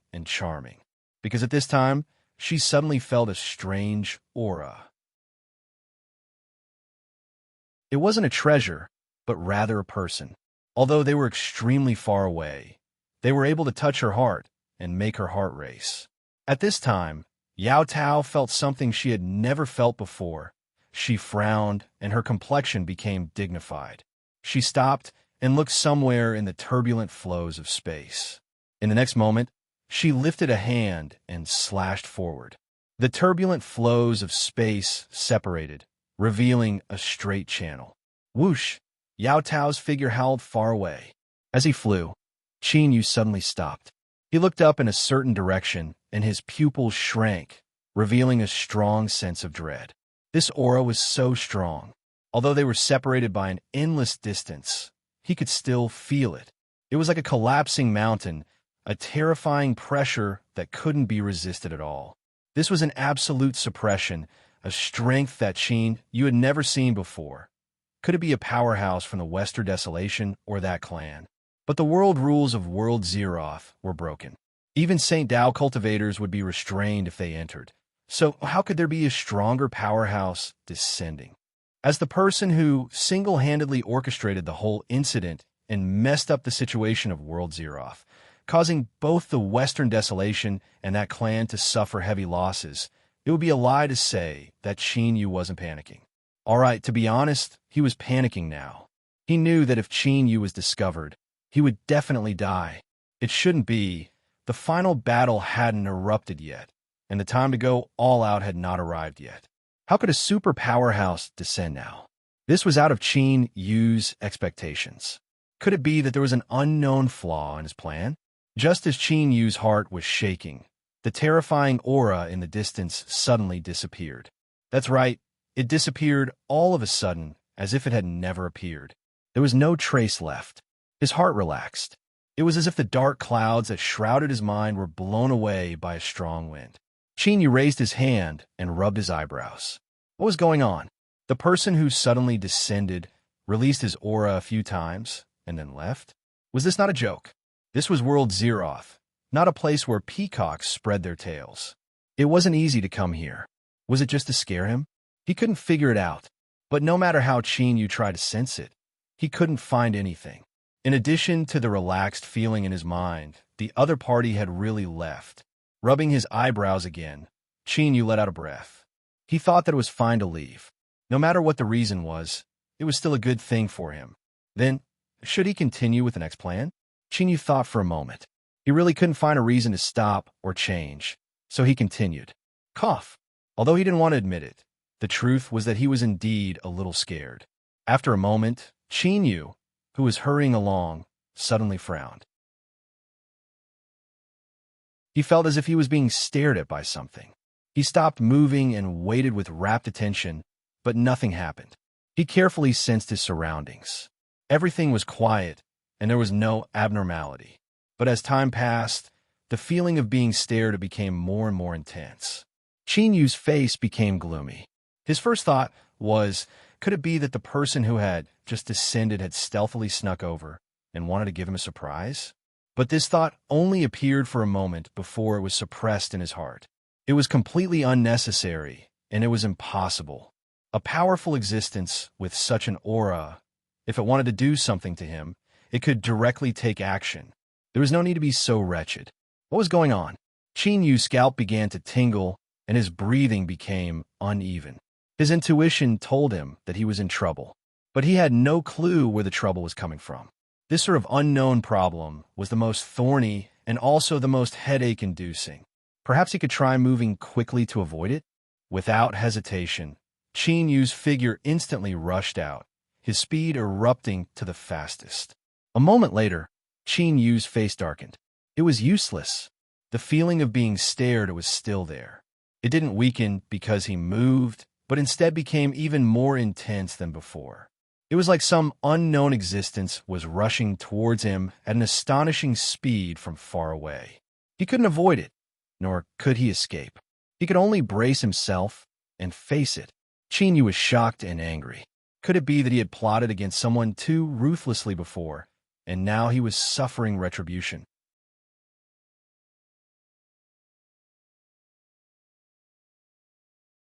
Chapter 1372.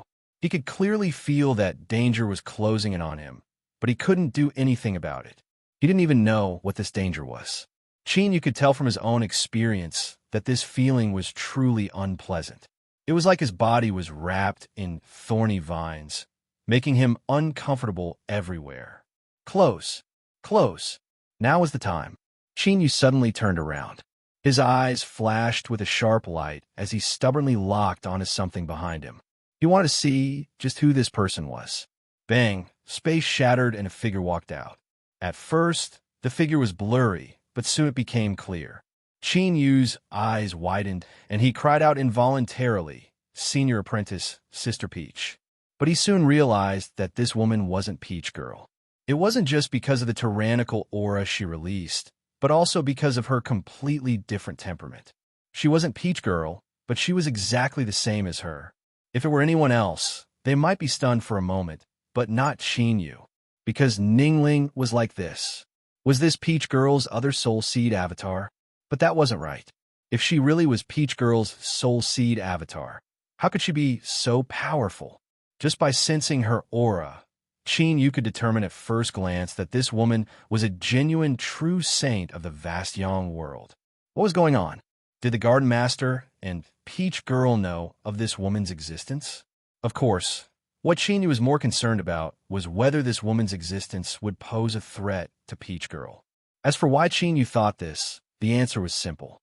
When an avatar was far stronger than the main body, would it be willing to remain an avatar that could be taken back by the main body at any time and have its own consciousness erased? Yao Tao's eyes brightened.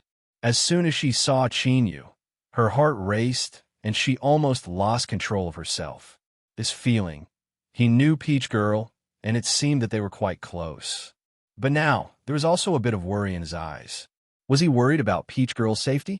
Yao Tao's lips curled up. She couldn't tell what she was feeling right now, but she was definitely not happy. Since she wasn't happy, then she must be angry. Look, you've made me angry, so you deserve what you get. So, I'm going to punish you. Yao Tao lifted her hand and pressed forward. Her 5 beautiful and delicate fingers slightly bent, and then she clenched them. Chenyu's complexion changed. He never thought that after this woman arrived, she would attack him without saying a single word. That was only one of the reasons. The other reason was the power that erupted from her grip. It was a terrifying, killing power that came from the law level. The laws of heaven and earth gathered into chains as she clenched her fist, madly contracting and strangling. One had to know that this was the Zeroth world. A long time ago, a ruler had fallen here, causing the small world to collapse. The rules of heaven and earth in this place were already extremely broken. Hence, it repelled the true sage Great Tao and almost became a true sage Forbidden Ground. But now, this woman was actually able to control the shattering rules in the World Zeros. Moreover, she possessed such frightening might. If she was in the outside world, wouldn't she be even more powerful? However, although his expression changed, Chenyu wasn't afraid of nomological suppression or strangulation methods at all. This was because his body had been tempered into a body of laws, which contained endless laws of the world. To make a simple analogy, if Yao Tao's fingers were to grasp the space and strangulation was like an iron lock, then Chenyu's body of laws would be like a master key that could change shape at will. As long as he approached it, he could open it. Perhaps it wasn't appropriate, but the general meaning was clear. Yao Tao's nomological suppression methods were ineffective against Chenyu. Of course, this wasn't absolute. If Yao Tao's nomological suppression exceeded the limit, she wouldn't give Chenyu a chance to unlock it and would instantly kill him. But it was clear that although Yao Tao was strong, she hadn't reached such a level. Thus, the next scene was Chenyu coldly snorting. His body shook, and he shattered the nomological suppression. He stared at Yao Tao and coldly said, "Miss, there's no enmity between us, yet you want to kill me the first time we meet? Isn't that a bit too much?" Yao Tao didn't reveal any emotions because of Chenyu's words. She looked at him, and her eyes turned silver white. At the same time, another pupil appeared in the depths of his eyes. It was a double pupil that overlapped. Coupled with the silver-white pupil, it was truly strange. Double-pupiled person. The stone pagoda cried out in alarm. "Master, be careful." Without needing its reminder, you could already feel an intense aura of danger. But before he could respond, an icy cold and powerful aura had already arrived, directly sealing his soul within. In the next moment, the soul-sealing strength crazily revolved. It was like an incomparably massive millstone, rumbling and roaring as it tried to crush Chenyu's soul to pieces. After being killed twice in a row, even a man made of clay would have a bit of anger, much less Chenyu. His eyes were icy cold, and killing intent rose in his chest. He was worried that this woman in front of him would pose a threat to Peach Maiden and harm Ningling. He might as well take advantage of this chance to suppress her. Perhaps if he caught this woman, she would be of help to Peach Maiden. It wasn't that Chenyu was arrogant. He knew that this woman in front of him was a genuine, true sage Vast Yang and was incomparably strong, yet he still dared to have such thoughts. But this was the world Zeroth land. It wouldn't be a problem for him to hammer 3 true sages with a single strike. No matter how strong this woman was, she still might have a chance. And the reason why he dared to counterattack even when his soul was suppressed, and even thought of suppressing this woman, was because he was fearless. After devouring the power of the innate spirit, he had successfully condensed his body of laws and then nourished his soul. Coupled with the existence of the sun and moon force field, just based on the level of his soul, he was much stronger than before. He was no weaker than a true divine. Otherwise, he wouldn't have been able to control the body of rules so easily and display such powerful strength. In simpler terms, Qin Yu wasn't afraid of the suppression of the rules, and he wasn't afraid of being crushed at the soul level either. Ugh, saying it sounded like bullying. After all, the other party was a true sage. Did he think that the other party didn't care about his reputation? However, Qin Yu soon discovered that he had underestimated this woman in front of him. He wasn't afraid of the crushing strength that suppressed his soul, but during this process, some sort of icy cold strength seeped into his body. It was extremely cold, as if he had fallen into an extremely cold ice cave. His soul seemed to be frozen, which affected his consciousness. Even the speed at which his thoughts revolved became much slower. The stone pagoda lightly sighed. Master, you must remember this woman. Dual-pupiled individuals have been a different race since ancient times. Their souls are incomparably formidable, and they also possess all sorts of mysterious methods. You must be extra careful in the future. As his voice fell, another extreme, cold strength appeared. Qin Yu stuffily coughed, and his face paled. The soul-suppressing strength was like a punctured bubble, vanishing with a light pop. Across from him, Yao Tao finally revealed a look of surprise. She stared at Qin Yu, clearly not expecting that he would have a way to break through the suppression. But soon, she didn't have time to continue thinking, because Qin Yu had already attacked. Bang! His feet slammed into the ground, causing the ground to violently shake and shatter. Dust flew into the air as he rushed forwards like a bolt of lightning. Strong winds rushed forwards, lifting up the hair on his forehead and revealing Qin Yu's callous face. His eyes surged with a cold chill. Blindly defending wasn't Qin Yu's style. He didn't care who this woman was. Since she wanted to kill him, he would first knock her down and slowly interrogate her afterwards. The two sides weren't too far apart. With Qin Yu's current strength, he erupted with a terrifying speed and crossed the distance in the blink of an eye. The woman across from him didn't seem to be able to recover from her previous shock. Even when Qin Yu arrived in front of her, she still didn't respond. Being protective of the fairer sex was a virtue. In a situation where conditions allowed it, everyone should hold on to this principle. But now it was clear that the conditions didn't allow it. Thus, when Qin Yu attacked, he didn't feel any psychological pressure, nor did he hesitate. He lifted his hand and punched out. His target was the other party's chest. If he aimed at the head or neck, the killing power would be far too great. If he wasn't careful, he could kill a person. There wasn't enough damage to the limbs, so the chest was the best choice. It could injure someone without killing them.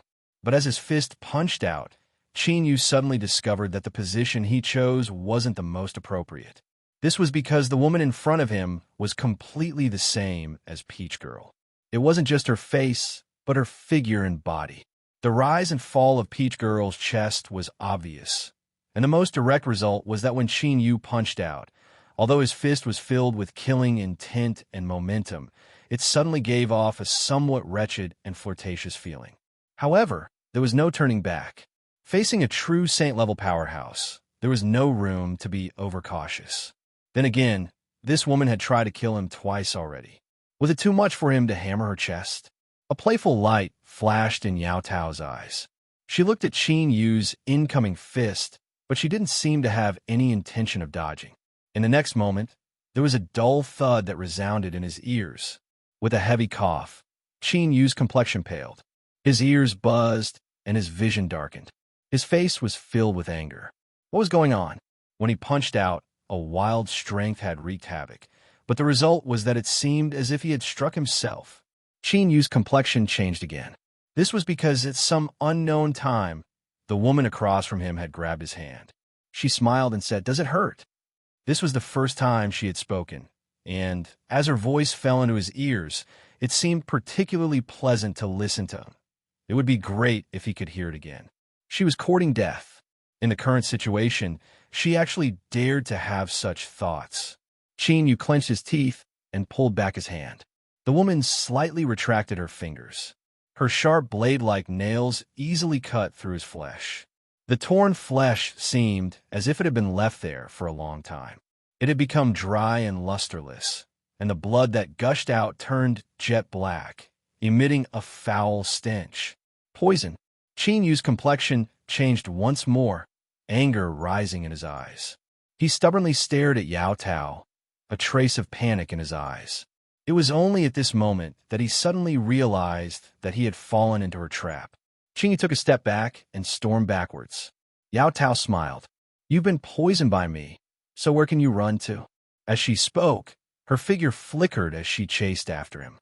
She clearly didn't seem to have done anything, but her speed was astonishingly fast. No matter how Qin Yu accelerated, he couldn't shake her off. As time passed, his flesh and blood had completely withered from his wounds. Moreover, it continued to spread outwards like a piece of dried tree bark. The blood that flowed out became even blacker, and the stench became even more pungent. He tottered on the verge of collapse. Yao Tao suddenly sighed. Her figure accelerated, and she arrived behind Qin Yu. "Forget it. I'll just kill you like this." Before she finished speaking, there was a loud explosion, and she was sent flying away like a boulder. This time, the one who was hit was her. Qin Yu let out a long breath of relief. Indeed, that strange method of changing targets wasn't without limits. Thinking about it, this was the right thing to do. Otherwise, even if this woman stood there without moving, no one in the world would be able to harm her. After tumbling several times, Yao Tao crashed to the ground with a loud crash. Mud and stones splashed everywhere as she sank into the deep pit in the ground. She lifted a hand and rubbed her chest, causing visible waves to rise up. She gently coughed twice. With a pale face, she said, "In the end, you still managed to hit me. How does it feel?" As the first person to touch them, you should express your thoughts. In truth, Qin Yu was a bit stunned as he heard this. What was going on? The woman in front of him didn't seem angry at all. In fact, there seemed to be a bit of happiness in her eyes. Was she a masochist? But then again, this time she hit me in the chest. In all honesty, this was definitely a coincidence. I was just thinking about tricking you, so how could I be in a mood to care about anything else? Seeing Qin Yu remain silent, Yao Tao jumped up from the pit in the ground. She pouted in dissatisfaction. "Hey, you're going too far. The girl asked you what it felt like to hit her chest, but you didn't say a word. Cough, cough. It really was a bit hurtful." Qin Yu took a deep breath. "Who are you, and what do you want to do?" Before this, she had repeatedly tried to kill him, wanting to kill him. But after being punched, she suddenly switched to chatting mode. How could he accept this? Yao Tao smiled. "My name is Yao Tao. Remember this name, and never forget it." She stared at Qin Yu, her smile becoming increasingly bright. "As for what I want to do, if I told you that I was testing you before, would you believe me?" Qin Yu was expressionless. He thought that he would have to be an idiot to believe her nonsense. Seeing him remain silent, Yao Tao wasn't angry. She continued to smile and say, "Hey, you really weren't poisoned, right? Why don't you show me your wound? As long as you cooperate, I will tell you what I want to do. I will definitely keep my word." Qin Yu frowned. He hesitated for a moment before lifting his hand. The area that was previously as terrifying as dry tree bark had now completely recovered. Besides a few faint white lines, it was impossible to tell that he had been injured. The body of rules had once again proven how powerful he was. Yao Tao stared at it for a long time. Then, she let out a deep breath and muttered, "Fate, this is fate." But looking at her appearance, she didn't seem disappointed at all. Instead, she seemed a bit excited. Qin Yu took a deep breath. He wasn't in the mood to watch her go crazy. "You can speak now." Yao Tao blinked. "What?" "Qin Yu, I knew I couldn't believe this woman. Not even a single word. Haha, I'm just teasing you. I really am a trustworthy person. I always keep my word." Yao Tao giggled as she stared at Qin Yu. Compared to when she had tried to kill him, she was like a completely different person. "I'm going to speak. This is an important matter, so listen carefully. Yao Tao took a deep breath, and her chest rose even higher. Her voice was sonorous as she pointed a finger at Qin. Yao Tao, want to be your woman. This woman was crazy. Qin lifted his hand with some difficulty. He slowly rubbed his eyebrows. He had seen fickle people before, but she was the first to reach this point. The reason Qin came to this conclusion was because he could see the seriousness in Yao Tao's eyes. Just a moment ago, she had tried to kill him, and now she said such words. If she wasn't crazy, then what was? Women were one of the most difficult creatures to deal with in the entire world. If the word crazy was added to the equation, then there was simply no way to deal with it. Yao Tao clearly had keen observation skills. She was able to judge the changes in Qin Yu's inner emotions through the minute changes in his expression. First, I haven't gone crazy, and I'm glad I did. Second, you didn't hear wrong. I want to be your woman. Or, to put it another way, starting from today, you are my man. In a situation where he wasn't on guard, she was still able to jump up and down after being punched. Besides her pale complexion, there wasn't the slightest change. This crazy woman was far stronger than Qin Yu had imagined. It seemed that even if he attacked her with all his strength, he still wouldn't be able to do anything to her. Then, thinking about how her mind might not be normal, continuing to attack in this situation wasn't a wise choice at all. Then, he would change his way of thinking. If he couldn't provoke her, couldn't he just hide from her? Qin Yu took a deep breath and said, Miss Yao Tao, today's matters can only be considered a misunderstanding. Goodbye. He turned to leave. Yao Tao's voice sounded out from behind. You know that as long as I want to chase you, you won't be able to escape. So, accept this result. I am the woman you are destined to be. Qin Yu's lips twitched. He turned to look at her. If it weren't for the fact that he couldn't bring himself to attack her, he would have already punched her. Do you know that I have painstakingly laid out a plan to provoke a great war between the Western wilderness and that race? How could I possibly have a time to waste with you? Qin Yu's face darkened. He frowned and said, Miss Yao Tao, just what do you want? To be your woman. She blurted out without hesitation. Qin Yu rubbed his face. Stop. I have something very important to do, so I don't have time to waste with words. Just what do you want? Yao Tao blinked her eyes, then blinked her eyes again. She first said, Oh, so you have something important to do now, but I don't. Big eyes met small eyes, and there was a long period of silence. A moment later, Qin Yu's face darkened. A cold intent surrounded him as he hurried forward. Yao Tao smiled as she followed closely behind him. Although this woman had already sworn that she wouldn't say a single word and would pretend that he was blind and mute, he still didn't have any confidence in himself. Everything was fine, so why did he suddenly encounter this devil woman? He couldn't fight her, nor could he get rid of her. Unless he gave up on his previous plan, there was no way he could hide anything from her. Aya, what a sin. Thinking of this, Qin Yu's complexion became even colder, and the air pressure around him became even lower. As Yao Tao looked at his profile, she felt her heartbeat speed up and her face flush red. At this time, she wished she could shout out loud, So handsome! So handsome! Mine, this man is mine.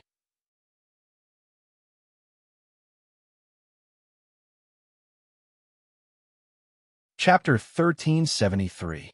My name is Yao Tao. I have already introduced how I got my name, so I won't talk about it here. As a Soul Sea doppelganger, it is very difficult to hide my existence perfectly, especially when the target is the peach garden. I was cautious enough, and I was lucky enough.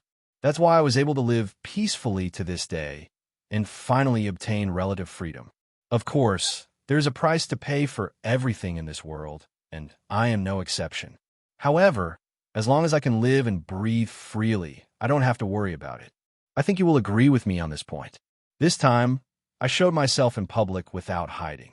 Firstly, I was well prepared, and secondly, the condition of my original body did not allow me to continue hiding. A Soul Sea doppelganger is just a doppelganger after all. Even if it has a high level of freedom, it will die if something happens to the original body. The Peach Garden was supposed to be the place where I fought publicly for the first time, but the plan could not keep up with the changes. On the way, I met a group of people who claimed to be from the West Wilderness. To be honest, they were very powerful. There were 7 true saints, so I definitely could not defeat them in a normal fight. However, I am Yao Tao, so I will not be easily defeated. Moreover, their strength was obviously limited.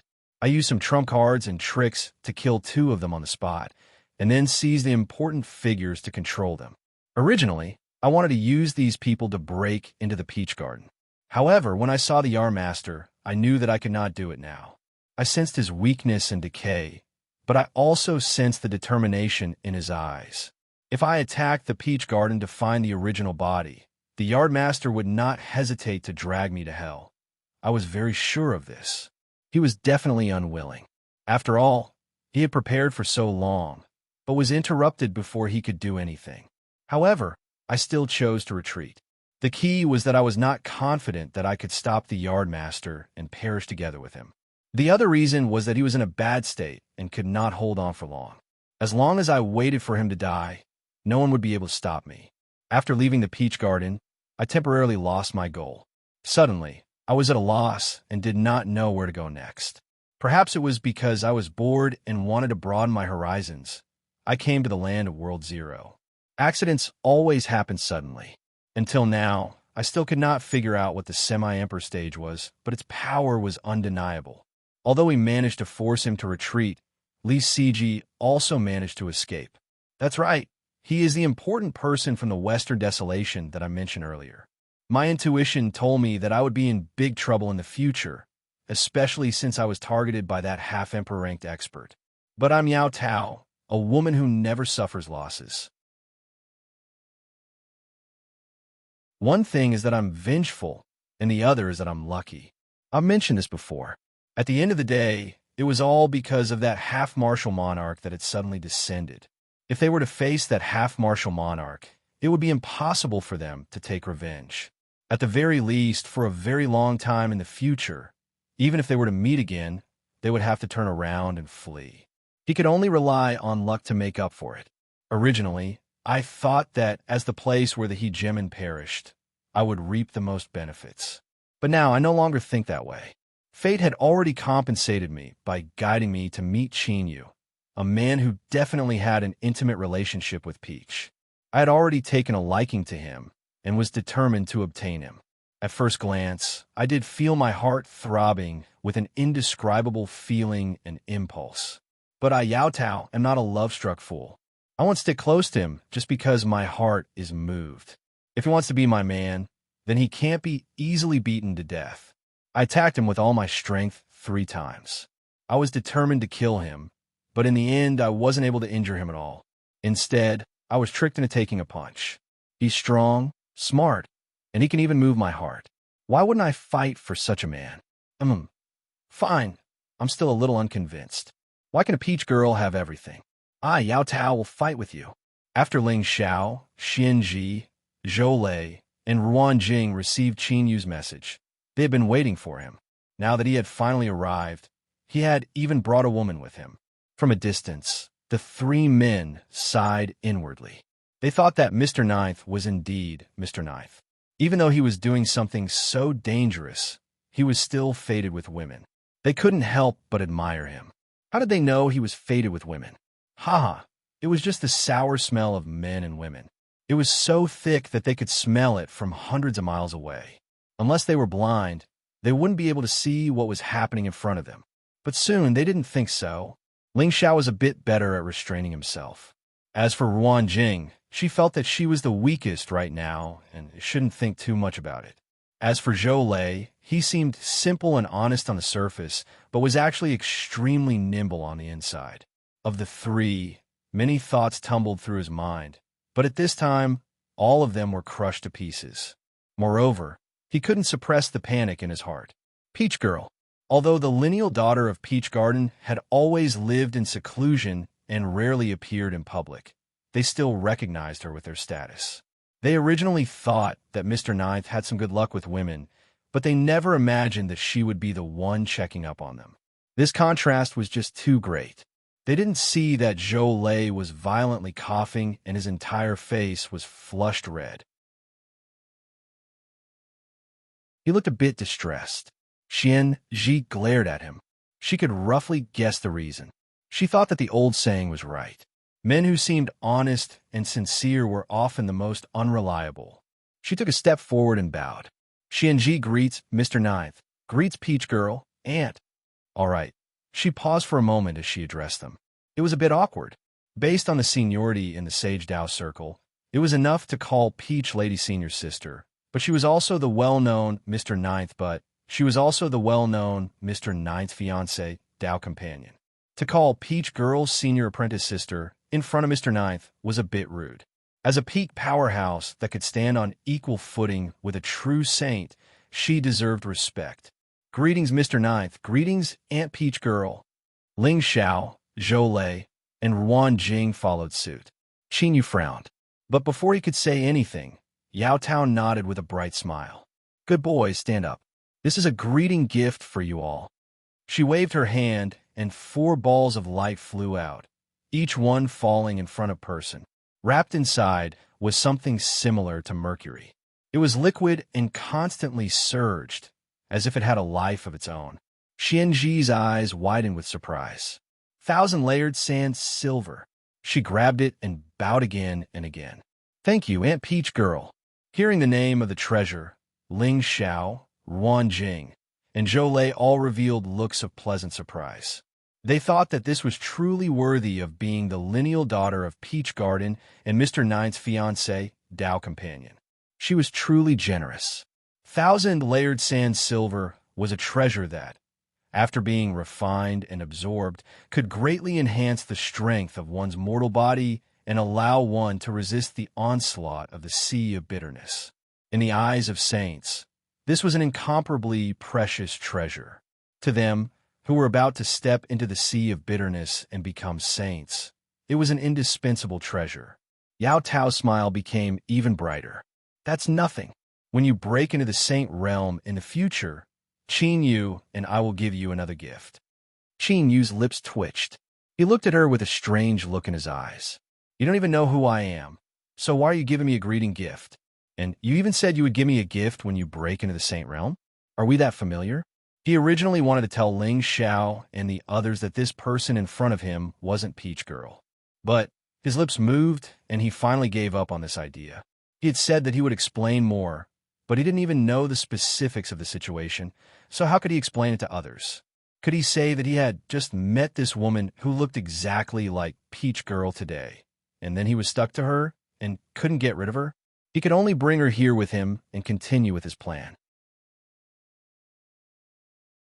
Not to mention that this matter was far too strange and bizarre.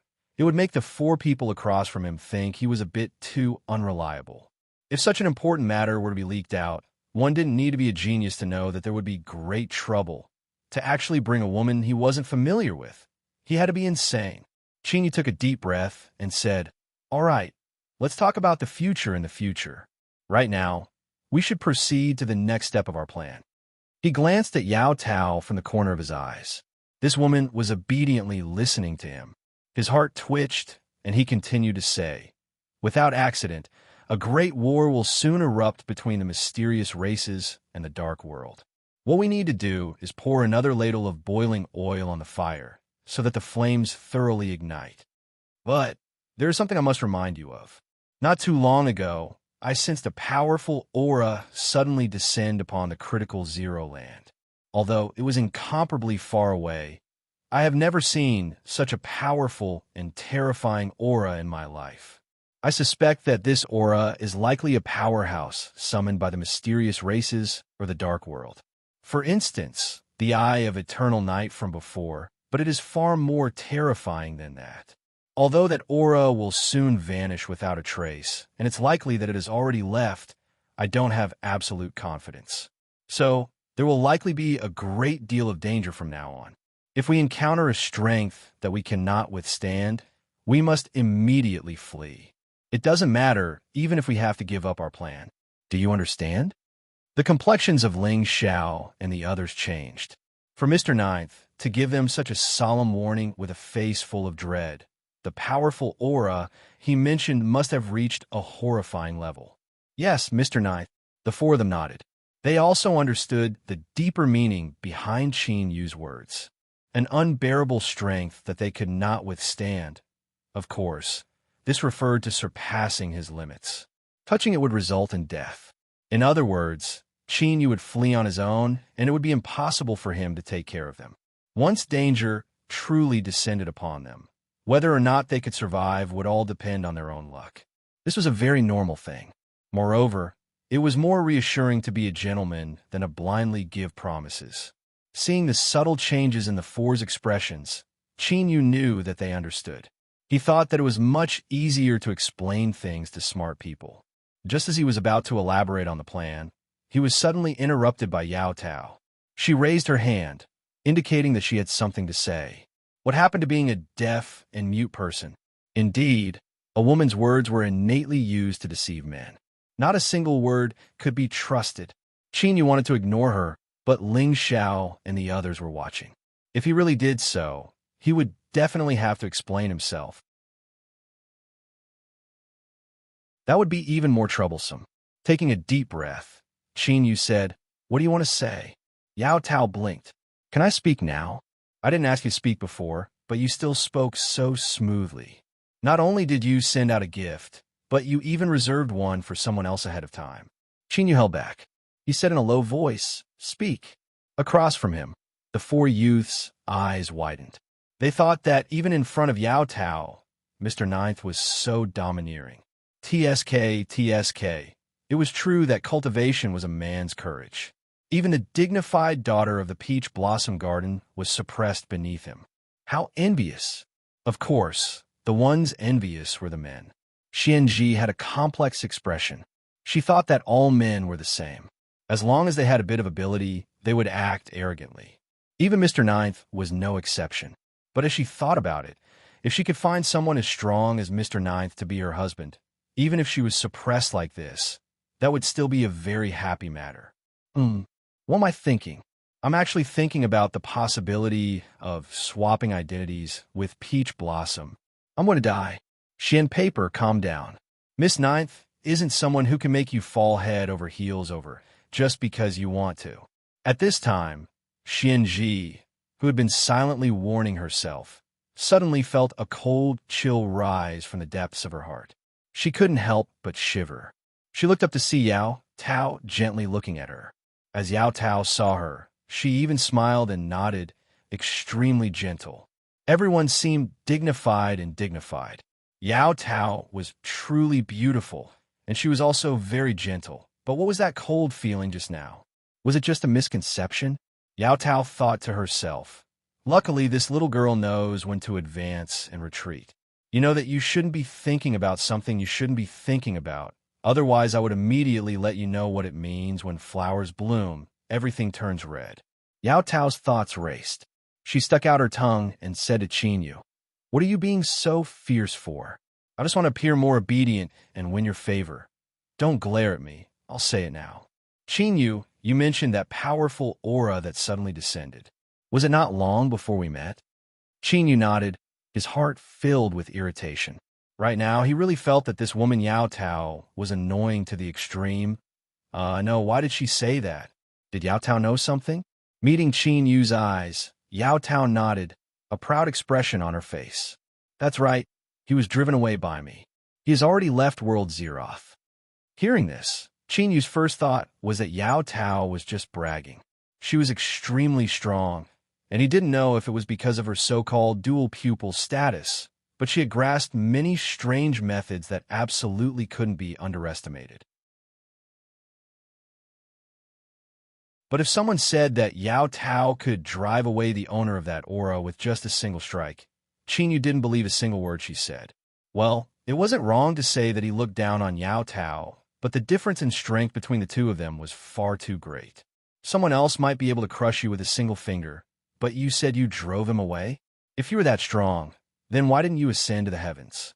Qin Yu didn't speak, but his expression already expressed his attitude. Yao Tao stomped her feet and glared at him. I'm telling the truth. I'm telling the truth. I'm not lying to you. As she spoke, she grabbed Qin Yu's head with both hands and forcefully pulled it down until it touched her forehead. Look for yourself. Across from her, Ling Xiao, Xianji, Zhou Lei, and Ruan Jing all twitched their lips. What was this? Did she want to tie a dog in front of her and then stab it in the heart with a knife? Moreover, it was so sudden that it left a chill in their hearts. For better or worse, the two of you should at least pay attention to your surroundings. With your status in front of 4 juniors, and moreover, you are all single, is this really appropriate? Qingyu struggled for a moment, but didn't succeed. Then he stopped moving. This was because he actually saw the scene in Yao Tao's memories. That race's half-emperor. In a situation where he was severely restricted, he was able to casually kill 5 Western Wastelands true saints in 2 strikes. His strength was beyond imagination. And there was also Yao Tao. This woman's strength far surpassed his expectations. She was actually able to summon that unknown clock phantom and force that race's half-emperor to retreat. Qingyu took a deep breath and slowly let it out. He said, "Let go. I've already seen everything." Yao Tao moved her mouth close to his ear. The clock phantom is a supernatural ability that can be formed when one cultivates the Tao of time to a certain boundary. It can forcefully speed up or slow down the flow of time on someone's body. At its strongest, it can even reverse time. After he finished speaking, Qingyu frowned and looked at her. He ignored the strange and stiff expressions of the 4 people across from him and said, "The threat has been eliminated. The mysterious powerhouse that I mentioned before has already retreated from World Zeroth. But this doesn't mean that we can be careless." After a brief pause, Qinyu's voice became increasingly low. "After entering World Zeroth, you should have a clear understanding of the strength of the Dark World and the mysterious races. What you and I are doing now, if we aren't careful, we will die a horrible death." Ling Xiao and the others bowed. "Mr. Ninth, please rest assured."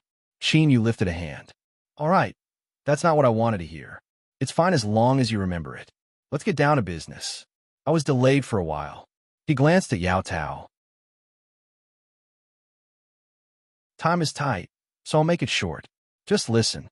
Then, he explained the current situation of Western Wastelands in that race, as well as their attitudes towards each other. Qingyu didn't explain exactly how he did all of this, but it didn't stop the 4 people from looking at him with awe and shock. The Skypiercer sword cultivator could be considered calm, but his heart was still filled with tumultuous waves. By relying on his own strength, he had stirred up the winds and clouds of the 2 camps, stirring up hatred and strife, controlling everything in the palm of his hand. This matter was easy to say, but it was actually extremely difficult to accomplish. Putting aside his cultivation, just Mr. Ninth's methods were enough to make them feel awe from the bottom of their hearts. Yao Tao's eyes sparkled. She stared at Qingyu, as if she wished she could crawl into his arms right now. He was strong, smart, and had enough methods. The more one understood him, the more he shined. Qingyu glared at her, warning her to restrain herself a bit. But he didn't think Yao Tao wouldn't fear him at all. She winked at him and licked her lips. There was the sound of someone choking on their saliva. Ling Xiao and the others lowered their heads, their faces flushed red. It seemed they were in extreme discomfort. Qinyu's complexion paled. He had to teach Yao Tao a lesson. Otherwise, if things continued like this, she would only become more and more arrogant. But he couldn't help but admit in his heart that it was difficult for him to remain indifferent to the current Peach Girl. He could only forcefully suppress the fluctuations in his heart and not reveal them. Humph! With a cold snort, Qingyu turned and walked away. "Let's go. If there's anything you don't understand, we can talk about it on the way." Yao Tao smiled and waved her hand. Let's go, let's go. Hurry up and catch up. All of you come from extraordinary backgrounds. So how could you still be so naive? How could you be surprised by something like this? This is the so-called 100 experiences of life. You have to experience them all. You have to hurry up and cultivate in this aspect. Just what was this? Whoosh, Qingyu shot into the skies. His thoughts became increasingly firm. He had to throw off Yao Tao. He had to get rid of this crazy woman as soon as possible.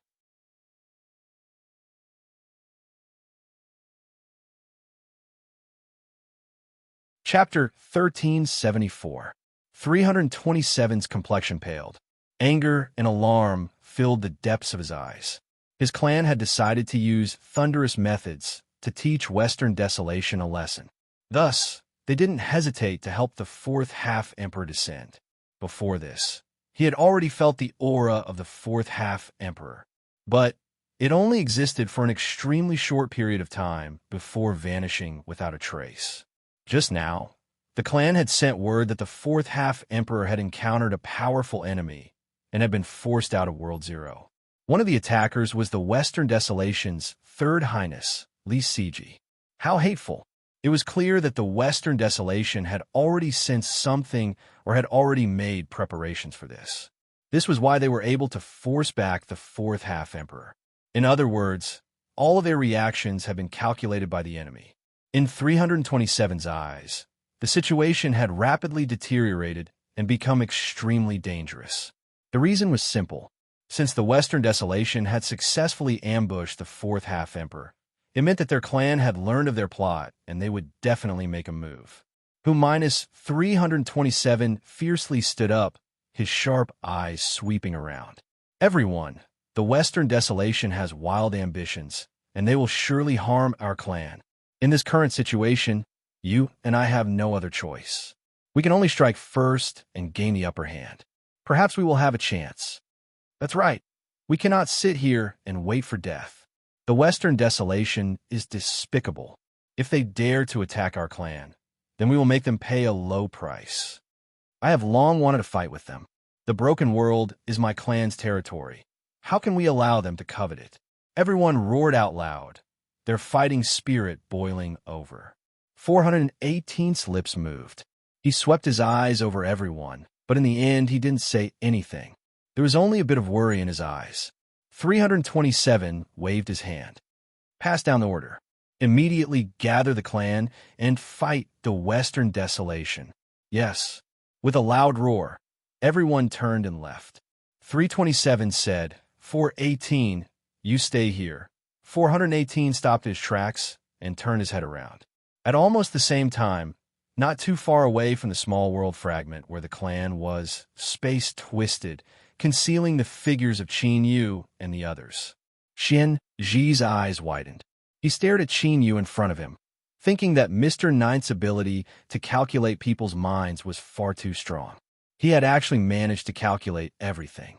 From this position, it was easy to see the cultivators of that clan gathering together. They had murderous looks on their faces. It was clear they wanted to stir up trouble. After understanding the general situation, it was not difficult to speculate what they were going to do next. Yao Tao raised her eyebrows and thought to herself, look at the four of you making a fuss over nothing, acting like you've never seen the world before. Of course, the man I've chosen won't be bad. However, Xianji was a little too much. She could have just taken a glance to express her astonishment and shock. Why did she have to keep looking? Hey, if you keep staring at my man like that, I'll take it as some kind of danger signal, and I'll be responsible for all the consequences. Qin Yu lightly coughed, reminding Yao Tao to restrain herself. All right, things are as I expected. After that clan determined that their strong reinforcements had been forced back, they placed the blame on the Dark World and decided to take the initiative to strike first. In that case, proceed according to the plan. Remember to be careful. As long as you act naturally, the mysterious tribe won't reject you. Ling Xiao and the other three nodded. Rest assured, Miss Ninth. Qin Yu said, all right. Prepare to set out. He turned around. With a thought, he instantly transformed into another appearance. He was a bit taller, and his eyes were long and narrow, filled with a dark and domineering aura. Yao Tao's eyes shined. Qin Yu had changed his body. He actually had this trick up his sleeve. If she was with him in the future, she would be able to have whatever type she wanted. Moreover, she could even adjust the size. He was simply a perfect man. This woman, Qin Yu's lips twitched. He found it strange that he was able to guess what Yao Tao was thinking just from the subtle changes in her expression. It was the same as when Yao Tao had looked at Xianji and now. Could it be that our minds are connected? Bah, how could I possibly be connected to this crazy woman? Coincidence.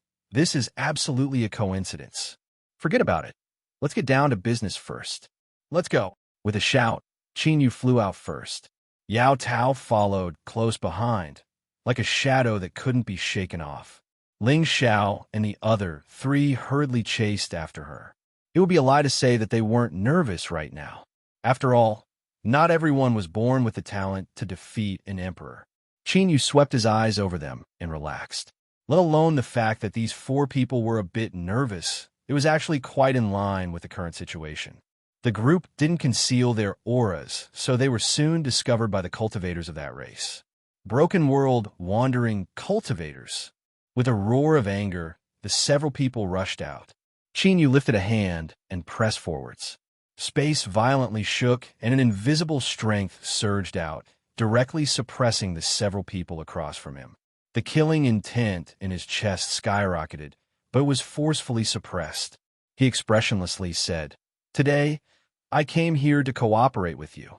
Quickly report this matter to the higher-ups. Otherwise, you won't be able to bear the consequences if this matter is delayed." He coldly snorted and drew back his hand. The suppressed cultivators of that race all had looks of anger and alarm on their faces. They wanted to attack, but there was just one person in front of them that could easily suppress them. Provoking them again was no different from seeking death. Keep an eye on them. I'm going to report this. A cultivator from that race turned and flew away. Soon, several more people flew out. Qin Yu's eyes flashed. He didn't think they would all be acquaintances. 418 furrowed his eyebrows, his eyes cold and sharp. Vast young wandering cultivator powerhouses, what matter have you come here for today? He swept his eyes over the other side. Qin Yu's aura was tyrannical, and he knew he wasn't someone to be provoked.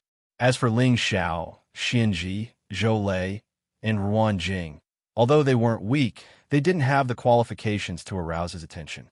As for Yao Tao, who stood behind Qin Yu, she had a smile on her face. Although she was beautiful, she also had a dangerous aura that was proportional to her beauty. Very strong. In fact, the feeling of threat he felt from her was even higher than Qin Yu's. Qin Yu said, "I am Xian Jiuxing. I came here today to join forces with you to resist the dark world. Can you make a decision on this matter?" Although he had heard the report before, hearing it with his own ears still caused 418's complexion to change. He swept his eyes around and said, "This is not the place to speak. Please follow me." Qin Yu nodded without expression. Of course. Amidst the gazes of the people from that clan, the group was brought to where 327 was. He sat in the seat of honor, a sharp light surging in his eyes. He said with a disdainful attitude, "For 18 said that vast young wandering cultivators are prepared to join forces with my clan to resist the dark world.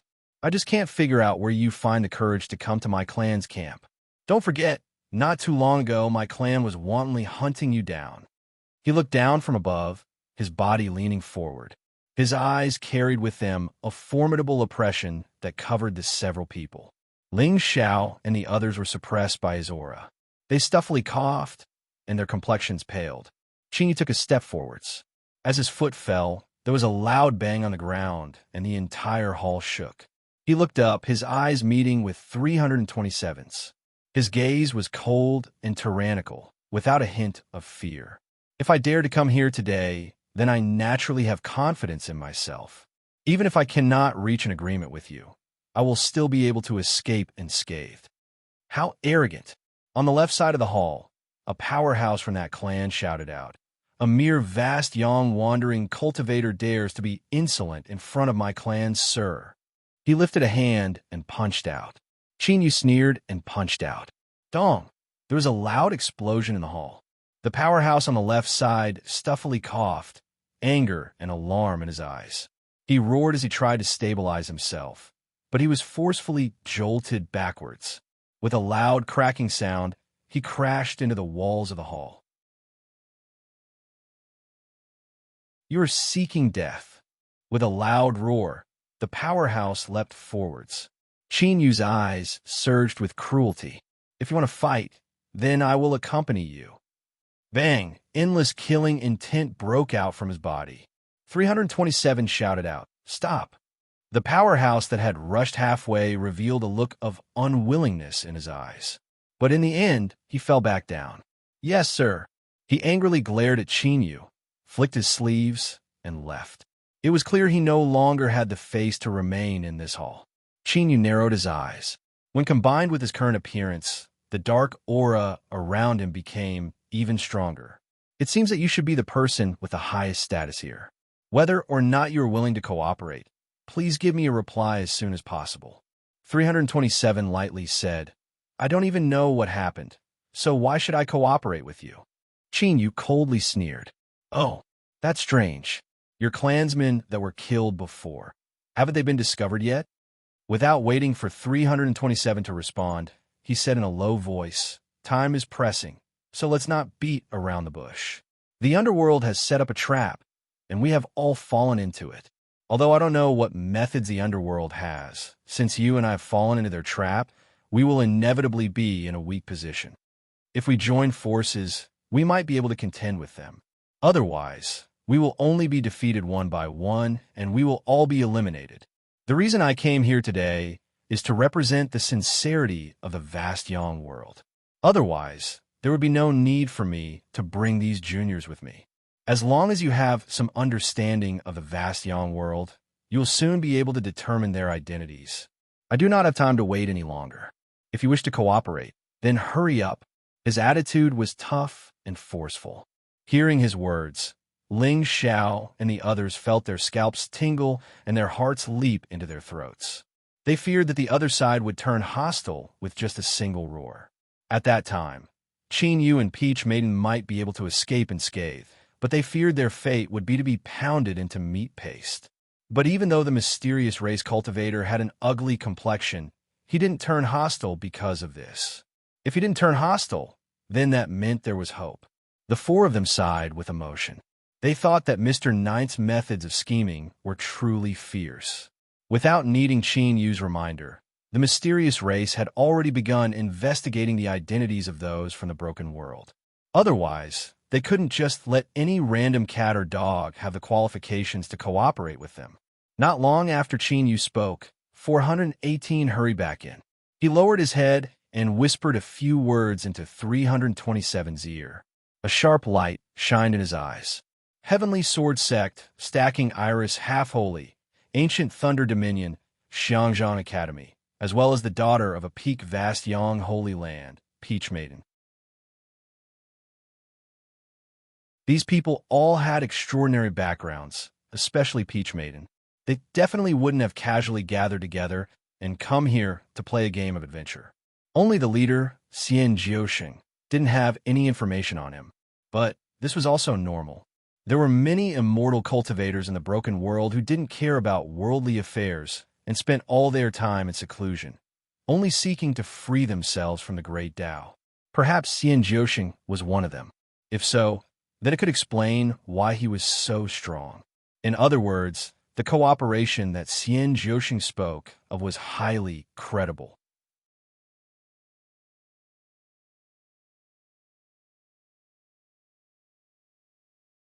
Chapter 1375. 327 didn't think he had any reason to refuse. Before this, he had never thought of joining forces with the Broken Realm wandering cultivators. But when Xinyu placed this choice in front of him, 327 suddenly discovered that this was an excellent plan. Of course, the Broken Realm wandering cultivators weren't doing this to help that race escape danger. They definitely had their own interests in mind. But this wasn't important. Everyone was just using each other to get through this crisis. 327 looked up and smiled. "Your Excellency, 9 lives virtuous. My race agrees to the cooperation you proposed." Chinyu's dark face revealed a faint smile. "It is a correct decision. I believe you will not regret it." Following that, the two sides conducted a series of discussions regarding the cooperation between that race and the Broken Realm wandering cultivators. 327 didn't seem like someone who had just made a decision to cooperate. His words were sharp and ruthless, giving off an overbearing feeling that it was difficult to resist. Ling Xiao and the others sighed inwardly. The speaker of this mysterious race was indeed not an ordinary person, and they were filled with admiration towards Qin Yu's performance. The reason for this was even simpler. Facing all sorts of questions from 327, his performance was flawless, and his plan was closely linked. No matter who heard it, they would think that this was a carefully crafted plan that had been carefully thought out by a group of people. But the truth was that they were well aware that this point wasn't mentioned in the previous discussions. In other words, this was all done by Qin Yu alone. He was perfect without flaw. He was simply a born schemer. This sort of scheming and acting skills combined together, in addition to his perfect transformation technique. Holy shit, the more they thought about it, the more terrifying they felt. In that moment, Qin Yu became the person in the hearts of the four that they couldn't provoke the most in this world. There was no one else. Ling Xiao and the others felt their hearts shake with awe. As for 327, he was also satisfied. During the discussion, he had set up many traps and also left behind some flaws in order to determine whether what the other party said was true or false. Nine Lives' virtuous performance was enough to prove that they had carefully prepared the entire plan, dispelling 327's last doubts. He cupped his hands together and said, "Your Excellency, Nine Lives Virtuous, I believe that if we join forces, we will be able to defeat the Dark World and crush all their schemes." Qin Yu nodded. "That's right." He stood up. "There is no time to lose. I will send out a letter to inform everyone of the cooperation. Everything will proceed according to plan." "Wait." 327's smile widened. "This is the first time our two sides are working together. In order to avoid any gaps in communication, why don't we leave these 5 companions behind? Of course, I can assure Sir Sage Jiuxing that their safety will not be a problem. When the war begins, they can choose to leave at any time." Qin Yu's complexion sank. He coldly said, "Take hostage? This is your sincerity." 327 said, "It's not a hostage. It's just a way for us to communicate better. Sir Sage Nine Lives, don't you think that this can better promote the cooperation between us?" He was still smiling, but there was a coldness in the depths of his eyes. It was obvious that he did not doubt this. "It's my turn." He had to put on a good performance. Even if he couldn't become a best actor like Miss Ninth, at least he couldn't show any flaws. With a pale face, Xianji shrieked, "No, I won't stay behind as a hostage. Master didn't tell me that I had to take such a risk before coming." She stared at Qin Yu with fear in her eyes. "Senior Nine Lives Virtuous, please take us away from here. If I don't want to cooperate, then forget it." Although Ling Xiao, Zhou Lei, and Ruan Jing didn't speak, they couldn't help but look at Qin Yu, pleading in their eyes. Yao Tao secretly clicked her tongue. She thought that this bunch of little bastards. They usually appear to be dull and dumb, but she never imagined that their acting skills would be so good. This small appearance, this small look, and in particular Xianji's trembling and fearful screams, it was simply perfect. Something was wrong. Since Xianji had such good acting skills, could she have been pretending before? In other words, it was likely that she really did have some thoughts towards Qin Yu that she shouldn't have. Yao Tao's eyes became sharp and fierce. She had to guard against this. Xianji shivered. That inexplicable chill she had felt before now gushed out from the depths of her heart once more. Her originally pale face no longer had any blood left. When combined with the current situation, it was truly wonderful. Everyone from the other side believed her. Qin Yu took a deep breath, his expression uncertain. Then, he clenched his teeth and said, "Shut up. Today's matter is of great importance. Before I left, I already obtained the right to make a decision." He looked up, his eyes cold. "The hostages can be left behind, but as you said, you must ensure their safety. Otherwise, I guarantee that you will all pay a heavy price." The chill in 327's eyes faded away, and he smiled. "Of course, I can guarantee that." He believed even more in the cooperation between the two sides. Qin Yu impatiently waved his hand. "Prepare a safe place to stay. Before I leave, there are some things I need to arrange for them." 327 nodded. "Of course. Someone come and lead the honored guests to their accommodations." Qin Yu's face darkened. He flicked his sleeves and left. Yao Tao followed behind him, followed by the panic-stricken Ling Xiao, Xianji, Zhou Lei, and Ruan Jing. After they left, 418 frowned. 327. I feel that the broken realm wandering cultivators coming here is strange, as if they were waiting for us. 327 waved his hand. Don't worry. My cooperation with them is only to use them. I have a sense of propriety in my heart. 418 thought for a moment, and then nodded, drawing back to the side. He only glanced at the direction that the broken realm wandering cultivators left in, his eyes still filled with doubt. After entering the accommodations that the clan had arranged for them, Qingyu didn't feel embarrassed at all. In front of the guide, he released his divine sense and searched the entire area several times. This sort of despicable action caused the cultivators from that clan to roll their eyes. They coldly sneered and turned to leave. Qingyu waved his hand and laid down a spell. All right, the plan is proceeding smoothly. He looked up at Yao Tao. You stay behind and go with them. Yao Tao immediately refused. No, I want to go with you. Qingyu shook his head. You are the direct daughter of Peach Garden. The reason you were able to deceive this mysterious clan is because of your status. They won't let you leave. In addition, although I promise them benefits, since they are helping me, it is best if there are no casualties. You staying here is also just in case. If there's an accident or some other change, you can bring them away. Seeing Yao Tao glaring at him and preparing to retort, Qingyu said in a low voice, There is no room for discussion. He paused for a moment. Just help me with something. Yao Tao pouted, a struggle in her eyes. Help you? All right, I can agree, but you cannot take this chance to run away. Otherwise, I will ruin your plan and make everything you have done go to waste. Black lines appeared on Qinyu's forehead. He could clearly see that Ling Xiao and the others were all pale. Without a doubt, they were frightened. But in truth, if Yao Tao really did go crazy, then it wouldn't be a problem for her to escape. She might even be able to take away many of the heads of that clan. But these four would likely be reduced to becoming targets for that clan to vent their anger on. They would surely die miserable deaths. In truth, Qingyu did indeed have the thought of taking this chance to escape. But now it seemed he should forget about it. Even if he could ignore the lives of Ling Xiao and the others and ruin his plan, he absolutely couldn't accept this. I understand. After speaking, Qingyu no longer bothered with Yao Tao. He spoke a few more words to Ling Xiao and the others. In fact, this was also one of the possibilities that Qingyu expected.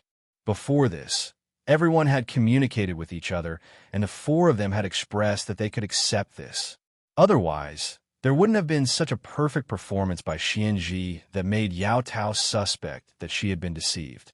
After determining that there weren't any mistakes, Qingyu stood up and said, I'll be leaving first. You all be careful. Yao Tao nodded. I will. You be careful too. Qingyu's lips twitched. He thought to himself, did I say that to you? Even if Ling Xiao and the others were turned into dregs, you would still be alive and kicking. Whatever, he was too lazy to say anything more. He turned and left. He pushed open the door and said, Tell your leaders to ensure their safety. Otherwise, I will do as I say. I won't let you have an easy time. With a cold snort, Qingyu shot up into the skies, soon vanishing without a trace. Tao Nu watched Qingyu leave. Then, she closed the door and said, All right, there is still some time left. Go and rest up first and prepare for the great battle. Then, she called out to Xianji, who was about to leave. She smiled and said, Come with me. There are some things I want to ask you. Xianji was deceived by Yao Tao's bewitching smile. In addition, he had a very favorable impression of this generous aunt of his. He walked over without any precautions and respectfully said, Auntie Peach Girl, if there is anything you wish to know, I will tell you everything. Yao Tao's smile became even brighter. That's good. I knew you were a good child. On this side, Yao Tao had an affectionate expression as she pulled the Xian paper into her room. On the other side, Qingyu had already silently left the small world where the clan resided. After avoiding all eyes, he transformed into Saint Zhou Yin, who had disappeared for a long time. He changed into a large black robe that covered his entire body. Then, Cheney made a large circle and hurried towards the small world fragment that was occupied by the western wilderness. In the room, Li Ezhou, who was quietly waiting for the battle to begin, was overjoyed when he saw Saint Zhou Yan. He went forward and grabbed Qin Yu's hand. The saint has finally returned. When you weren't around, I couldn't feel at ease. Qin Yu's heart skipped a beat. He thought that this Li Ezhou might have been stimulated too much and awakened some abnormal sexual orientation. Qin Yu endured the disgust and pulled his hand back. He had an anxious expression as he said, "Your Highness, while I was recuperating, I have been secretly monitoring the movements of that clan. They seem to know that you have discovered their alliance with His Highness, Third Highness, and the rogue cultivators of the broken world. They have already decided to act." Li Ezhou's eyes brightened. "Really? Good. The saint is really my lucky star. You're always able to help me." Qin Yu frowned inwardly. This didn't seem right. Why would Li Ezhou be happy? You should be feeling fear right now. "Your Highness, this is..." Li Ezhou pondered for a moment. He smiled and said, "The saint is my backbone. I naturally trust you. There is no problem telling you. I have already sent a message to the Western Desolation, informing them of the plot of that clan. His Majesty, the Desolate Sovereign, has also sent a message. He will send a powerhouse to the broken world and use this chance to thoroughly suppress that clan. Calculating the time, that person should arrive soon. So right now, I don't fear them at all. If they want to fight a great battle, then come. At least I can have the reputation of fighting to the death for the interests of the Western Desolation." Qin Yu cursed inwardly. The Western Desolation and that clan were truly shameless. They were actually using this sort of cheating method to call someone their lord if they couldn't win. If the Western Desolation really did send a superpower house, then his plans would definitely be affected. Completely crippling that clan was indeed satisfying. But what should he do next? Killing people was never the goal. Fine, if it was that clan, then it could be changed into a goal. But Qin Yu had never forgotten the original reason he entered World Zero: to collect the everlasting flames as well as the treasures left behind by the ruler hidden within. Sure enough, plans couldn't keep up with changes. Everything was impossible, and everything really went according to his own will. "Your Highness is wise. Since you've already made preparations, then I can rest assured." Since things had already happened, he could only accept it. He would take it one step at a time and make a timely response. As Qin Yu was cursing the little king and little king for shamelessly cheating, he didn't know that an accident had already occurred. In the distant world, in that endless land called the Great Desolate, the patriarch of that clan, or perhaps the first in the echelon, had suddenly arrived in the Western Desolate. Of the 9 regions of the Great Desolate, besides the Southwest Desolate, there were still 8 regions that remained. Of course, it wasn't just the Western Desolate that coveted the broken world. In the past, the Southern Desolate was also extremely chaotic. But they were too impatient. After a great war, the channel to the broken world was shattered. Thus, the only channel in the Great Desolate that was connected to the broken world was the Western Desolate. Because of this, with the strength of that clan, they had no choice but to tacitly agree that the Western Desolate had the qualifications to participate in the struggle for the broken world. There was nothing they could do about it. The road was in someone else's home.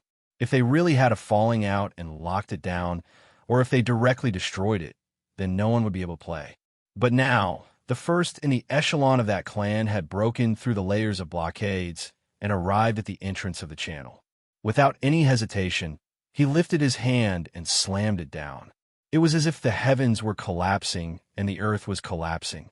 Terrifying fluctuations of energy crashed into the channel. As a result, the passageway that was already shaking violently was like a level 12 destructive hurricane at this moment.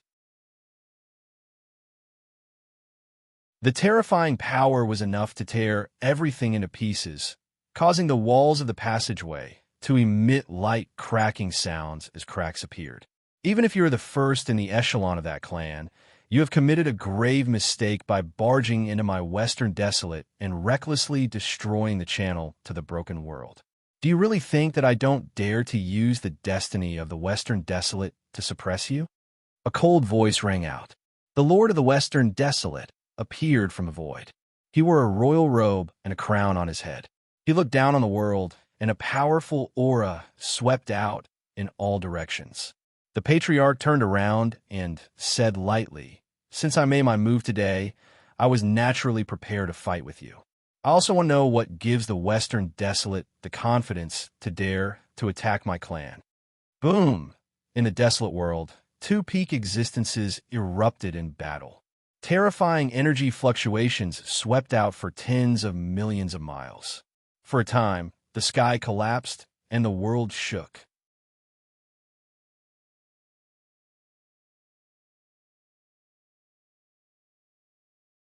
Chapter 1376. Western Wasteland's third princely Siji, who had destroyed nearly half of his soul and escaped in a sorry state, was now staring at the ugly and strange item in front of him. He was so excited that his legs were trembling. I am really a F** king genius. Using such crude materials and in a state where he had no experience, he only tried a dozen times, and he actually succeeded. Wong, a slight tremble could be heard. The item's aura had completely stabilized. It was definitely not perfect, and the number of times it could be used was extremely limited. However, this was not a problem. As long as he could contact Western Wasteland and tell His Majesty about the half-emperor descending from that race, there would definitely be experts descending soon. At that time, he would be safe. As for Wily CG hid alone and did not seek help from Western Wasteland cultivators in his weakened state.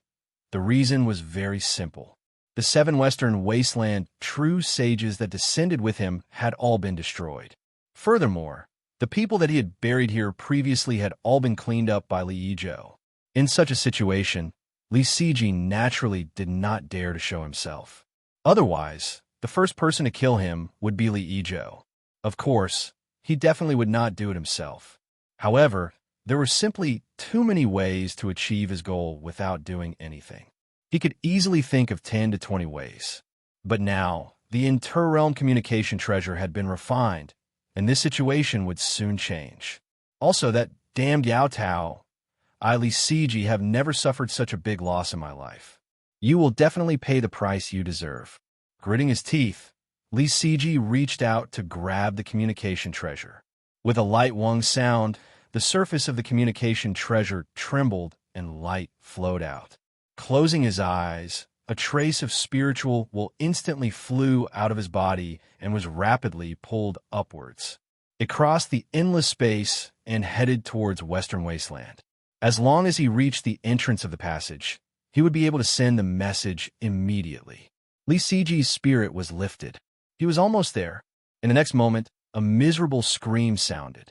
Li Siji opened his eyes abruptly as blood spurted out from his mouth and nose. In the blink of an eye, a large pool of blood had formed. His face was deathly pale and his vision darkened. His body staggered a few times before he managed to stand firm and not fall to the ground. The power within the passage was incomparably violent. It was like the terrifying fangs of a huge beast. The moment his spiritual will entered, it was directly torn apart. In other words, he had spent a lot of effort to create this communication treasure. However, the passage between the broken world and Western Wasteland had been temporarily cut off. Damn it! What exactly happened? Li Siji was shocked, angry, and pained.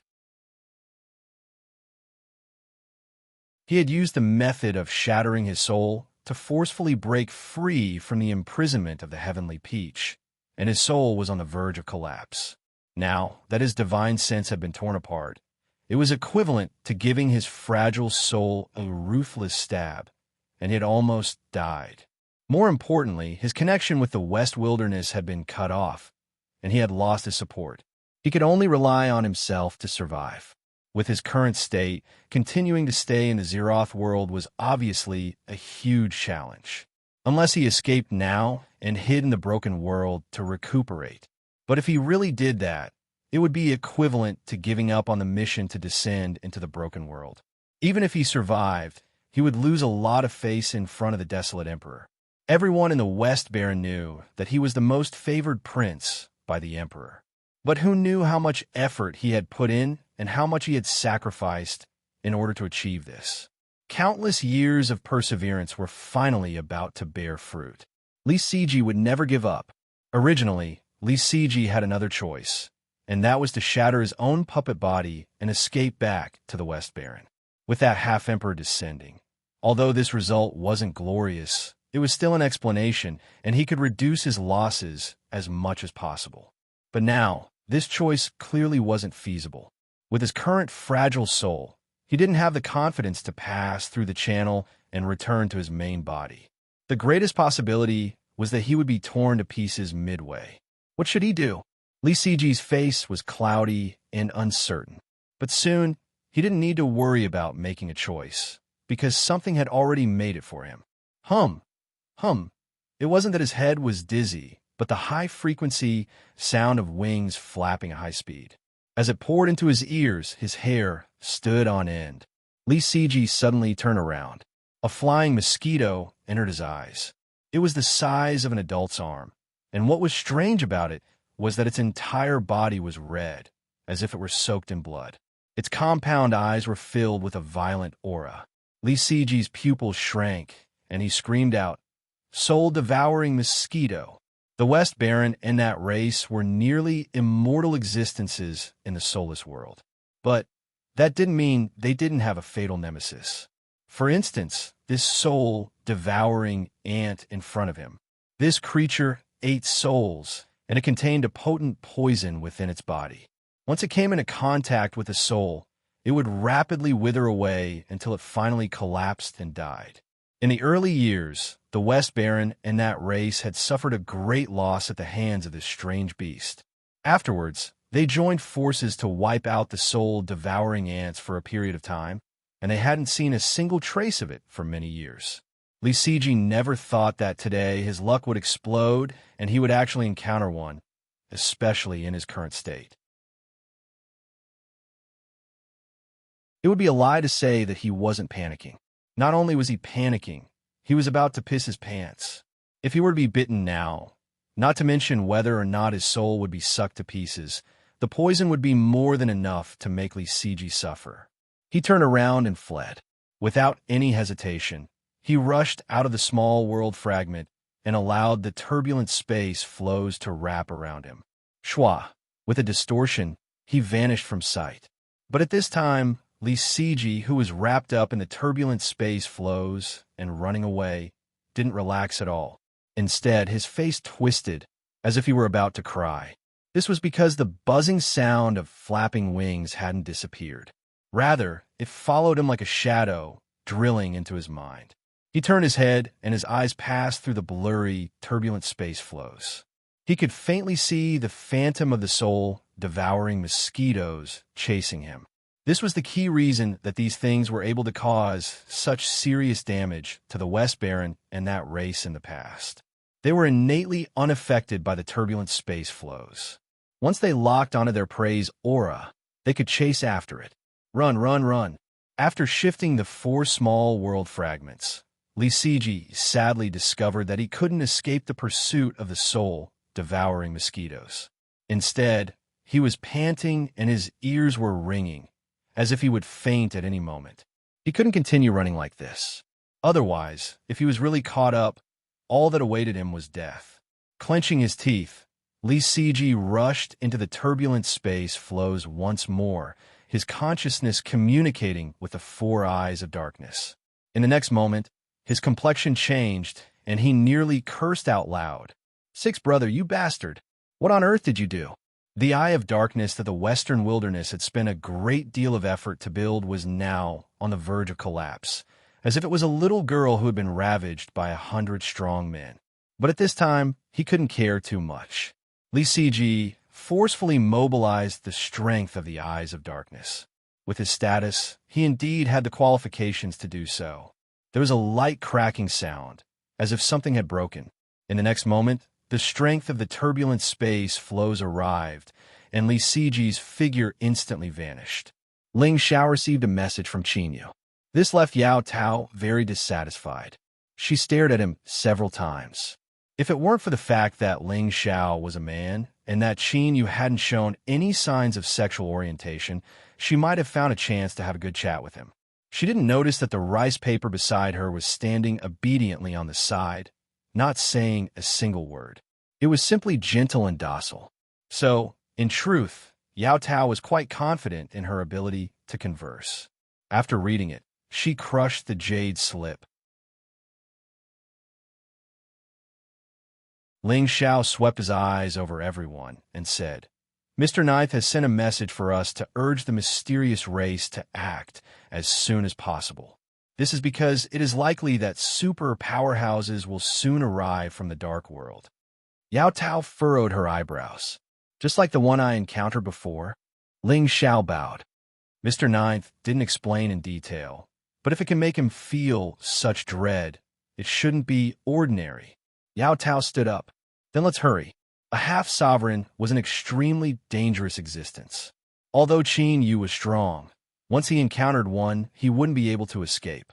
She wouldn't allow anything to happen to Qin Yu. Yes, Ani Tao knew.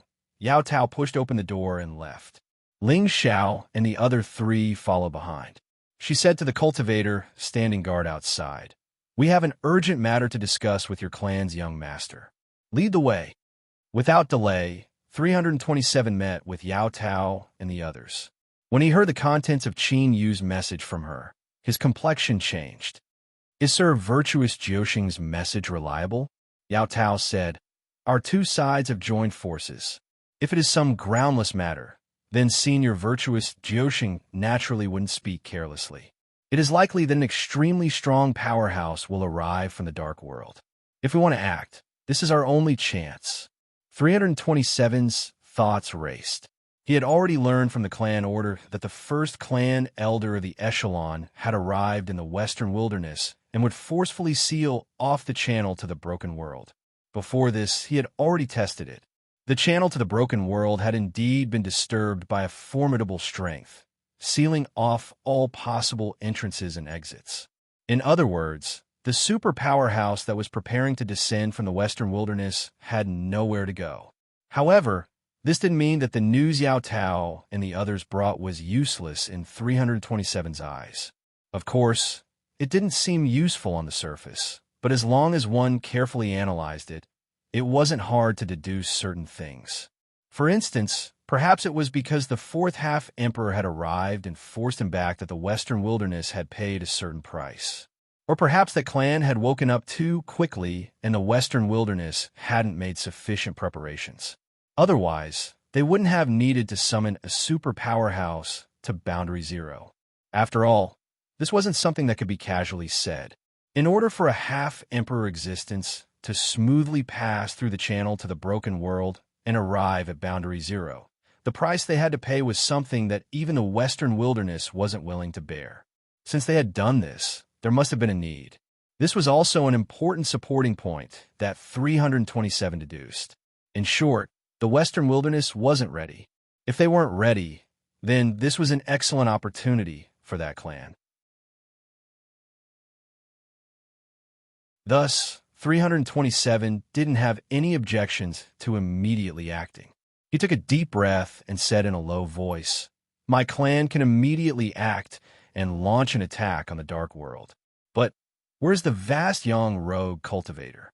Since you and I have joined forces, we will naturally join the battle when it begins.